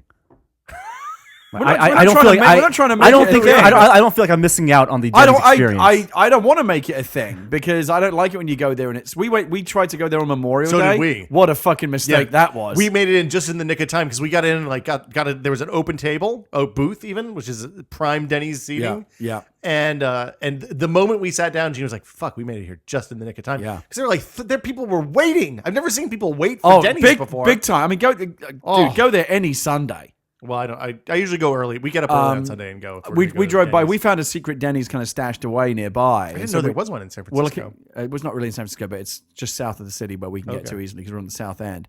And we will go there every now and again. Yeah, so the thing I like about Denny's is it is just normal breakfast food prepared in a traditional American It's way. so weird to hear you say this. Because if it isn't some kind of like No. hipster hole in the wall kind of No. place, you would No. your body would reject it. No, I like good food that is like things that I don't like. Fucking weird fried onions with a bunch of garbage on them, right? And Thousand Island dressing as a secret sauce. Wait, hold on. Are you I don't like the blooming onion. you don't like the Awesome Blossom? No, I do not like the Awesome Blossom. I don't like much of what those. What are the fajita poppers or the no, that's from Office Space. I don't like it when they just like invent weird things. Yeah, they just like put that. a bunch of weird shit together. It's gonna be really fattening, and then fry it and Yeah. put Thousand Island dressing next to it. Yeah. not into that. Yeah. like that Elephant Cafe thing. Elephant Bar. Elephant Bar. That is, I think, the worst restaurant I've ever been to in my life. I don't like Elephant Bar, but we went to Applebee's recently, and there was an appetizer that we had there that was so fucking good. I can't remember what it was now. It was some kind of fusion thing. It was like Ahi or yeah, well, it was either like the Southwest spring rolls, or I can't remember what it was, but they were Southwest so. spring rolls are part of the problem. Like That's fusion cuisine, no, dude. no, it is not cuisine. It is not fusion. It is a dude saying, "Hey, we can get egg rolls cheap. They're cheap to make." I gotta look it up now because I What- need can to you know what tell I had me on the Applebee's difference- that was so good. Hold Can on. you tell me the difference between TGI Fridays and Applebee's? There isn't a big difference. Different shit on the walls. Is there different shit on the walls? Really? Yeah. It's all like Route 66 signs and pictures of Amelia Earhart and shit like that. Hold There's no thematic difference between Applebee's and Chili's. kitsch. It's the same fucking restaurant. Hold on, I gotta find this appetizer that I was talking about because it was so fucking good. And Chili's is Applebee's with Chipotle. It's just salsa. They put salsa in everything. That makes it Chili's. I don't like those shitty chain restaurants because the food's never good, and it almost always gives you the shits. That's the overshare. So why don't you tell us about your pleasant experience at I like Denny's? Denny's. You go to Denny's. It's a dude working. I mean, the bad thing about Denny's is they've wiped out the small town diner because it used to be that you go to any kind of town and there's a diner that you get that kind of service, like that kind of food exactly. prepared, just on Main Street by some guy that Lou has worked at the diner for 30 the hostess years. and that's Right. worked there for 30 years Right, as well. and it's not Kat Denning and some annoying blonde girl. Yeah. So Denny's has wiped those people out. That's kind of a bummer, admittedly. But the food's good. I mean, you get a couple of eggs. They use margarine on the bread, which I'm not so down with. But you can ask for butter, and they'll put butter on. They make grits that are actually passable. It's the only Yeah. place I think you can get grits outside of And the I like South that. that I are like worth that a they shit. let you make your own pancakes now. You can say, "I want them made with this batter and this stuff on top." That's pretty good. Yeah, I'm they're- just surprised to hear you. I don't like their saying pancakes so much. I stay near the eggs and potatoes and fried meats. What I do is now they have a build your own Grand Slam, and you can have Always 4 do that. items for $6.49. So Yes. I have the turkey bacon and the chicken apple sausage and the eggs and a little bowl of oatmeal, and it's very Sounds tasty. fantastic. How do you do your eggs? Over easy? Depends on it depends on the day. Sunny side up or over easy. I like I the always sunny kind of side feel up. like when you order eggs scrambled, it feels like you're getting less egg. I don't do eggs scrambled at Denny's because I feel like who With knows over what that- easy Well, that's the or thing is that over you want to hard, see the you actual see the- original yeah. shape of the egg Yeah. to know that that's a real egg Right. and not just some kind of egg nonsense. Another Denny's pro tip is to never order a poached egg at Denny's because it is not actually poached. Yeah. They just put it in a biscuit. And ready my on the Denny's has a skillet. Coke Freestyle machine now as well. Oh, so man, you we can don't have a have that. million different variations of stuff. We have a coffee. All you can. We should all go to Denny's for I'll breakfast. totally go to Denny's. Dude, I am totally down with the Denny's. Like the nice thing about Denny's is it's super consistent. So like if you're driving someplace, you're on a road trip or whatever, you just want to stop and get food and get coffeed up to make the long drive home. Yeah. Denny's is perfect for You that. want to go tomorrow? I got to drive to Davis tomorrow. Oh, that's a shame. Yeah. Well, we'll do it next week. Yeah. Do you want to go on the weekend? It's like if you get up at a grown-up hour, then it's probably fine. But you don't want to go in at like 11:30. But I feel like when you go to Denny's and you sit in a booth and you have a cup of coffee and you get a refill. It's and not order some great food, coffee, but I it's just feel like okay. you're part of this is a great American tradition. Yeah, or at least wiping out the great American tradition of the diner. Well, it is a diner, just because Yeah, it's a I know, chain. but it used to be a bunch of independent diners. That's better. Denny's used to be. There was at think one it point there was. was? Do you think Denny's just came into existence as a massive chain of diners? It wouldn't surprise me if somewhere in the mid '60s, Don Draper was like, we can take over the entire diner racket if you just need the right pitch. You know, there was a point in history not too long ago where there was only one McDonald's, and it was like a cool indie. It was like the 1953, cool indie place to Yeah, I go. know. Ray Kroc opened a diner. It was like, oh look, let's check out this place.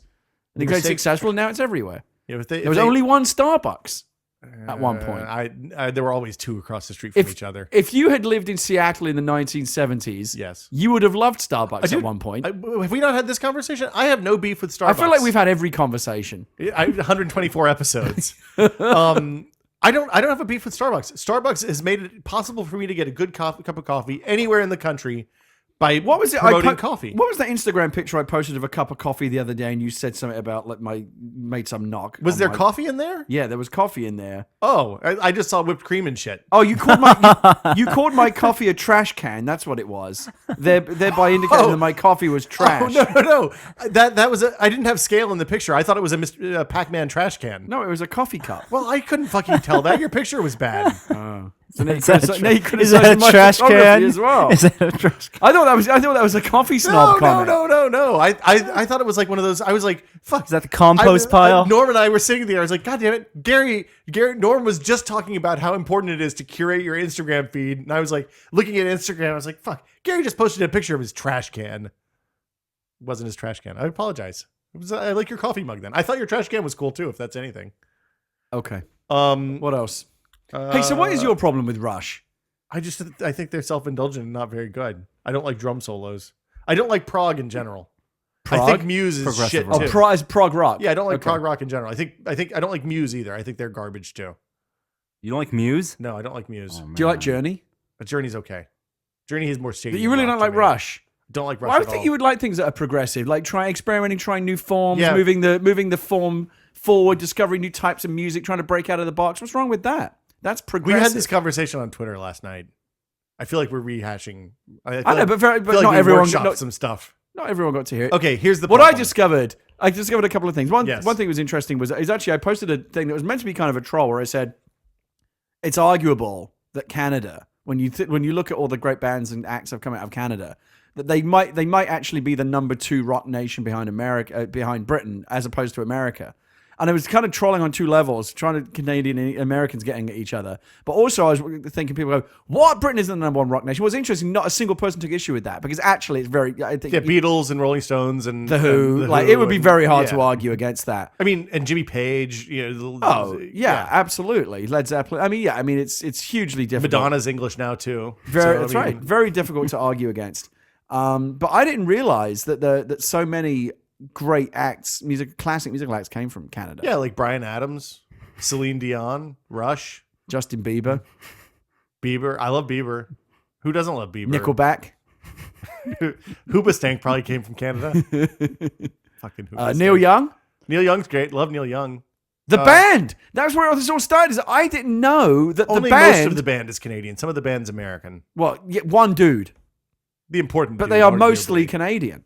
I think they started in Toronto or something. Yeah, the rural Alberta experience. Yeah, I had no idea. Yeah, So there's a lot of good music comes out of Canada. yeah, of Montreal. Wait, no, they're from Georgia. Yeah, Canada's down with the good music, and they're so good that I forgive them for Celine Dion, Rush, and Bryan Adams.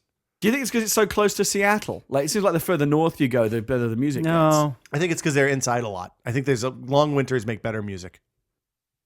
Is that true? No, no idea. I'm just saying. I think if you have a lot of time indoors, you have to figure out a way to kill time. And music is a Well, same thing with country. A lot of time outdoors. That's true. Guess who? From Canada. Yeah, love them. Love Yeah. them. So pretty good. So to get back to your Rush question, your troll. I want to try and get into. I don't know why. I'm just interested. You know, I feel like Rush is a big piece of kind of rock So history that I don't really know much. Like I can't speak intelligently about Rush at all. Gina and I talked about this morning because she thought the tweet conversation between us was really funny last night. I did as well because you were so indignant. And I was genuinely surprised. For some reason, I had it in my head that if you said to me, like, do you think Will is either into Rush or not? I'd be like, oh, he would love Rush. He can get into I Rush. think it's the beard and the whole thing just seems like, I don't know what it is, but you just seem like, you just look like a Rush fan. you both. So when you came out against Rush, When you I was came like, out. it's actually the Well, first. came out. it's- Okay, It's so- not a actually, secret. it's actually the first time in my life that I've been surprised that you didn't like something. So here's why I think Gina has a theory, and I think she's probably right, that there is a Rush window. That when there is a time period from the time you are like 12 to maybe 16, that if you aren't into Rush by the end of that window, you're never going to be into Rush. Oh, so is it, wait, so by that theory, I shouldn't well, even try. you should try. I want to know. I want to know because you could be the first test case. But it for the has to theory. be. But it has to. You know how the theory is like, you always think the best music is the music that was around when you were a kid. Like I think, and as I'm sure you probably would agree, that I love 80s music because that's what I grew up with, and a lot of that music is associated with like memories Can't of. say the same. See, I you know want- my but you're- my generation music shit. But yeah, but your Yeah, generation was the 90s, which yeah, is shit. Yeah, it's true. well, like late 90s, early 90s was pretty good.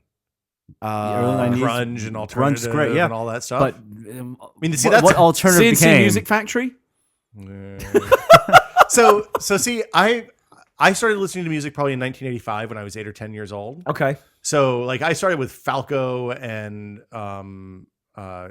we built a Starship and shit like that. Yeah. which I like a lot. Yeah. Like that mid 80s, early 80s stuff. I think is good. Early Madonna's rad. Michael Jackson from that era is really good. Of course, yeah. And then you got into like the weird hair metal, which I have kind of an ironic appreciation for Guns N' Roses and Def Leppard and Poison and stuff like that now. But I wouldn't say Aerosmith, fucking great. But I think Aerosmith from the 70s and Aerosmith from the 90s is better than Aerosmith from the 80s. Really? Late 80s. I think Aerosmith had kind of a purple patch in the 80s, didn't they? I always thought. I don't know. I didn't like. Wait, I like, I mean, Love like in an that- Elevator and Jenny Got a Gun and stuff like that is awesome. But their collaboration with Run DMC, which was I'm pretty sure was in the 80s. that was in the early 80s. Yeah, right, but that's one of the That was before I was. I Listening mean, to that was music, that was a probably. huge milestone in music. Oh, absolutely. I mean, they legitimized Run DMC for. Well, people who were I mean, otherwise not afraid just of Run rap, DMC, but probably. rap. I mean, Yeah. they brought rap music to an Well, audience that otherwise wouldn't have heard it. Yeah, that's it. They exposed an audience, I guess, rather than legitimized. I don't like hair. Like the stuff that I listen to in No, I don't middle like school Poison and all. it's The all big hair kinda- bands. Like I never liked Kiss. Yeah, I don't like Kiss. I like Van Halen. Van Halen's good. It's funny. Yeah.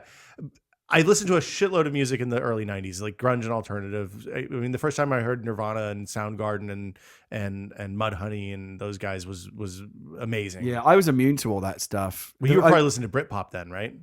Yeah, we had our own thing going on. But I mean, grunge was, I mean, obviously, like Smells Like Teen Spirit, for example, which obviously was the big kind of clarion call for grunge, was big. And I mean, that was big globally and it was a huge hit in the UK. It was played all over the place. And I remember hearing it going, and this is one of those examples where, like, if I'm 15 years old, this song is probably speaking to me in a way that I can't even understand. But I was a little bit older. I'm like, I don't get this at all. See, I still don't get it. I was 17 and was super pissed off all the time and totally understood. So like, that I spoke was to you? right in the window for that.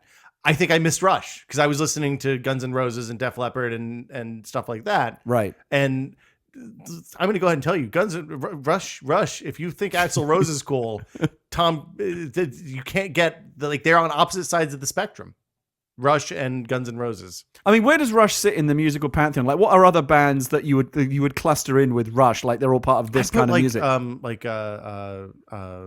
King Crimson and that kind of stuff, right? right?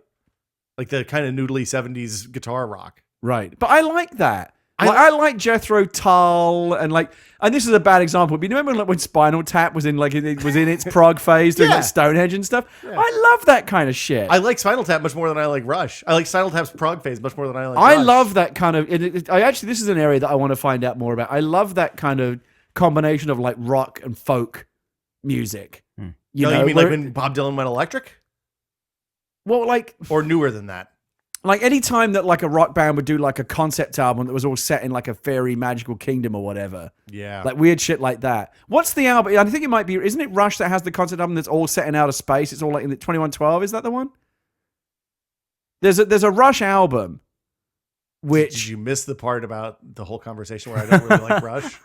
but that's what we're talking about. Rush. I understand. I understand you're trying to broaden it because you want to talk about Rush. You want to talk about music in general. I don't know what I know what you're talking about, but I don't know who it is. It seems like it's probably Rush, but I'm sure it isn't, and people will call us dumbasses. I love concept albums, Yeah. but I don't like high concept albums. What do you think is the best concept album? Probably Pet Sounds. Is that a concept album? It's the first concept album. What was conceptual about it? And I would argue that Sgt. Pepper was. No, Sgt. Pepper. The Beatles explicitly said Pet Sounds influenced Sgt. Pepper. Wait, is that the way it came? Pet Yeah. Sounds was before Pet Sgt. Sounds Pepper? was before Sgt. Well, that's Pepper. weird because Pet Sounds, it was a deliberate attempt by the Beach Boys To tell a story. to be like the Beatles. That's Oh, exactly music- what it was. Yeah. But you're Hold talking on, if you're going to tell me that Pet Sounds came out before Sgt. Pepper's, you're going to blow my mind. So I always thought it was the other way around. March 16th, 1966. Is May Pet 16th. Sounds? 1966. Oh, we're killing the podcast. No, this is all good. Sgt. Pepper is June 1st, 1967.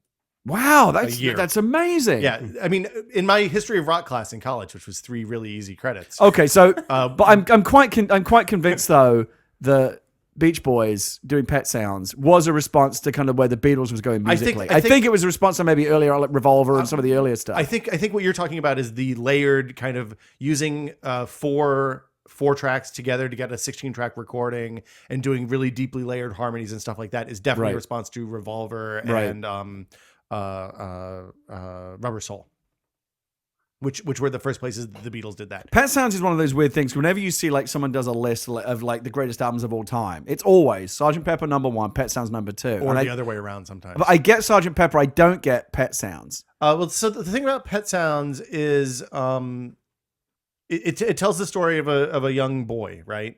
It's goes through this whole summer love affair and the whole thing, and it's very beach culture-y, and but it was the first concept. Maybe album. that's it because I've never listened to the whole album. Yeah, Right as you would listen to an album in the old days. It Like is- I don't do that. So Put on a pair of headphones and put Pet Sounds on and play it one after the other. This is why Pet Sounds concept albums are why I listen to albums. yeah. Right. I very rarely load up a single and mash repeat unless it's something like Power or something I just want to get kind of pumped up by. Yeah. Yeah, the album and obviously iTunes and kind of a la carte single buying has destroyed this as well. Well, right? kind Is of. that the album experience has kind of gone away a little bit. Well, for youth and people who are listening to New Direction or New Generation or whatever the fuck that the latest shitty boy band is, yes.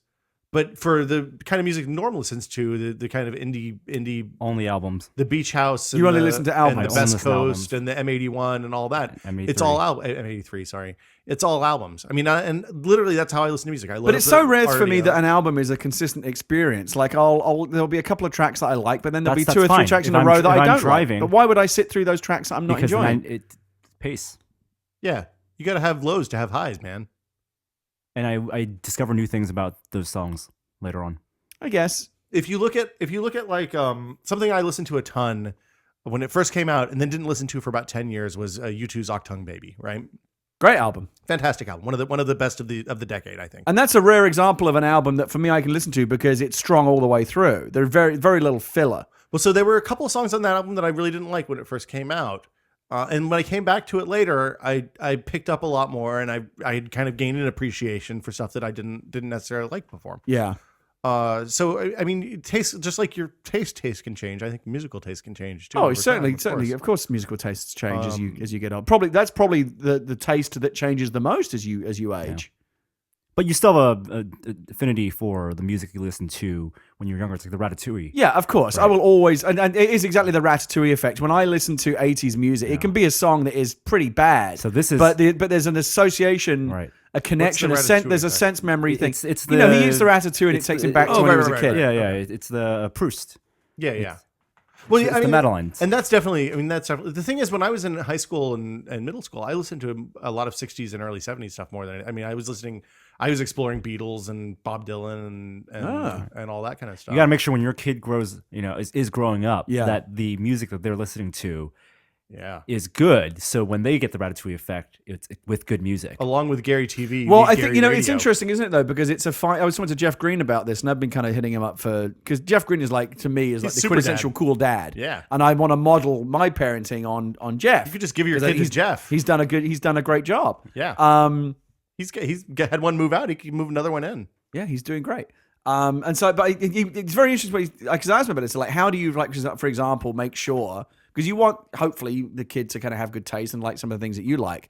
But the problem is that it could be Dylan, it could be the Beatles, it could be something that is objectively very hard to say this is no good. But as soon as your dad gives it to you, it's no good. Yeah. That's the problem. You have to let them discover it on their own. My dad ruined the Kingston Trio for me that way.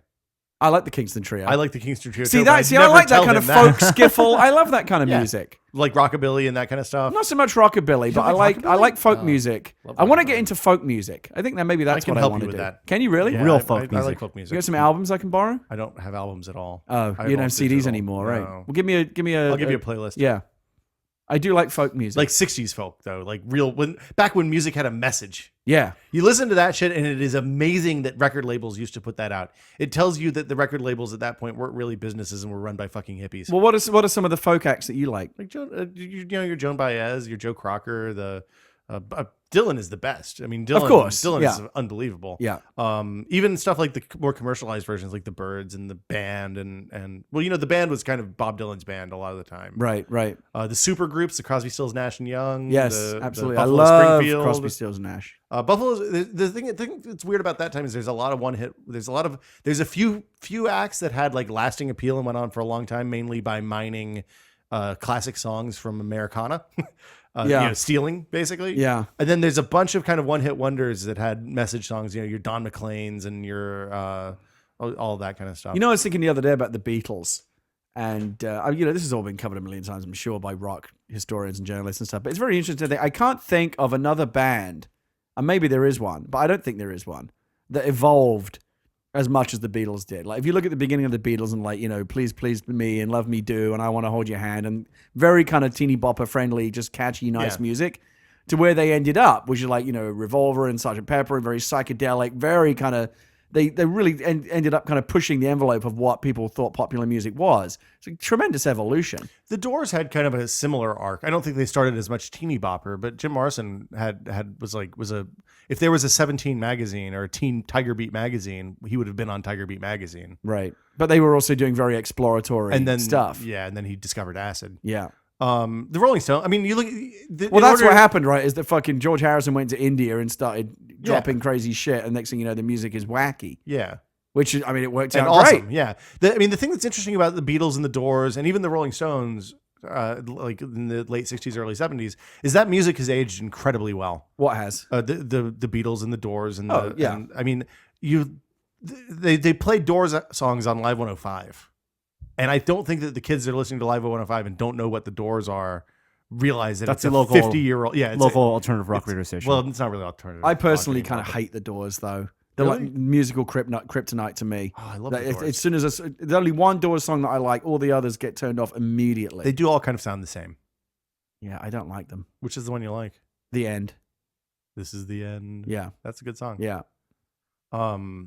Yeah, I like the Rolling Stones and Aerosmith and bands that have had 40 years to work on it have evolved at that kind of pace. A little bit, but not to the same degree as the Beatles. Well, did. not in 8 years. But again, not even in 50 years. I think 70s Aerosmith and 90s Aerosmith, they're not making radically different music the way the Beatles ended up making radically different music to what they started out making. Yeah, I mean, ultimately, Mick Jagger is still going to dance around the stage in really tight pants and sing Ruby Tuesday at the end of the show. And there's nothing wrong with that. No, it's good. Did you see that Saturday Night Live, by the way? Yeah, I thought he was great. It was phenomenal.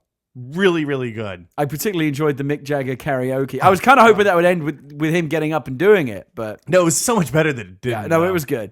That and when he was the second skit when he was in the suit, I don't remember what the joke was, but it like he was much more clever than I ever expected him to It's be. It always was really worrying. good. Like I would love to go and see the Rolling Stones in concert, but I worry, and I think they do a good mix because they understand what people want. But all you really want to hear are The the satisfaction, the and- classics, like you say, Ruby Tuesday, Paint It Black.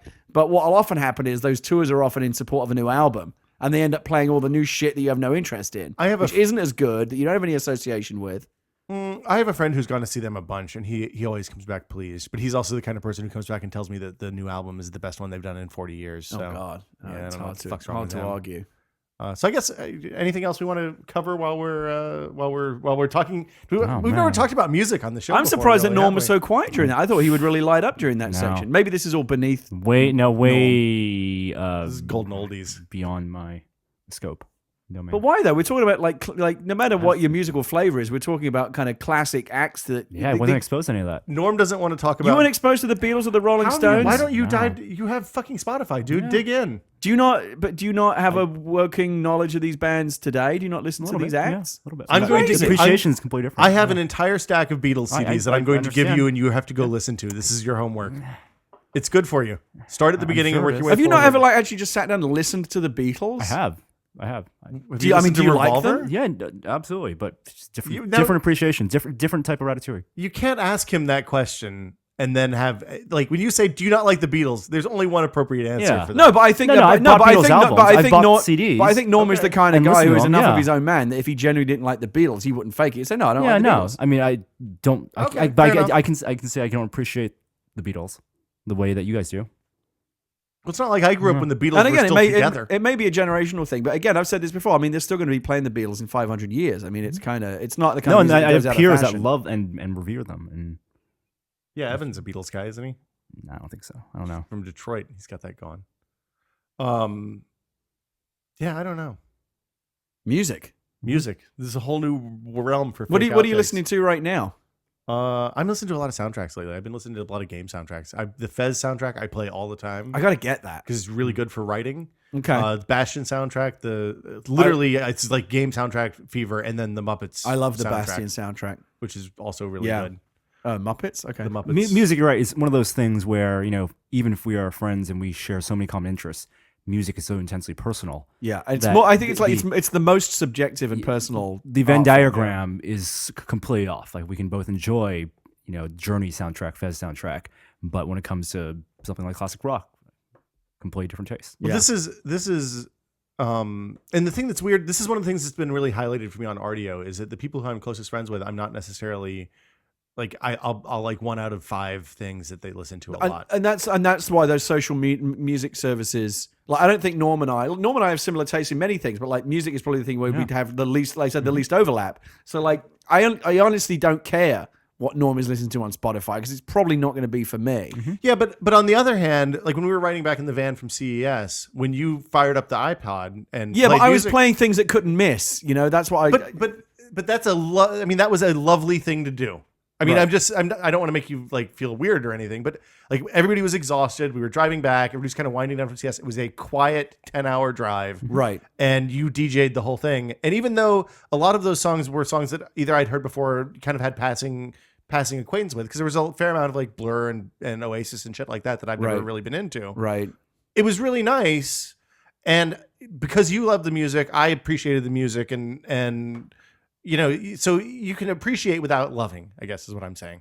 I guess. I mean, in an environment like that, when you've got people of different age groups and musical tastes, I think you just want to play safe and play songs that again, you'd have to be very churlish to have a problem with that Yeah. music. Like they're fairly safe, but like everybody knows them. But You it never wasn't get- stuff you hear on the radio You're never all the unhappy, time or even though anything you like may that. have. Like for example, I was on Turntable last night, and somebody played. I think it was me actually played Smokey Robinson, "Tears of a Clown."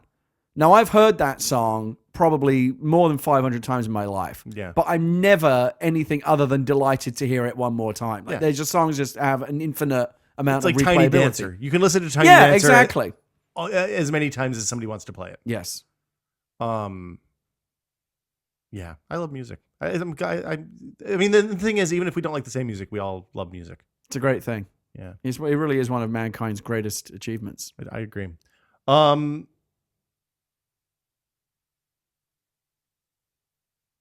Yeah, I don't see anything else on the list.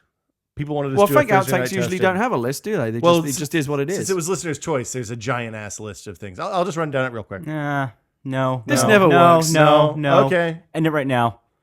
Fake outtakes have to be organic. They can't come off some kind of list. Finish. Oh, hey, should I plug the Golden Duder? No. After don't do destroying both of you. that. No. Vinyaki destroyed Gary. Well, I destroyed Vindaki, so it all ended That up was something there. I was vaguely aware of while it was going on. Probably for the best, Gary. Yeah, it's For the best. I don't want it to is get. I real didn't want to dumb. get caught up in that. Okay, we'll see you guys next week. Bye. Bye.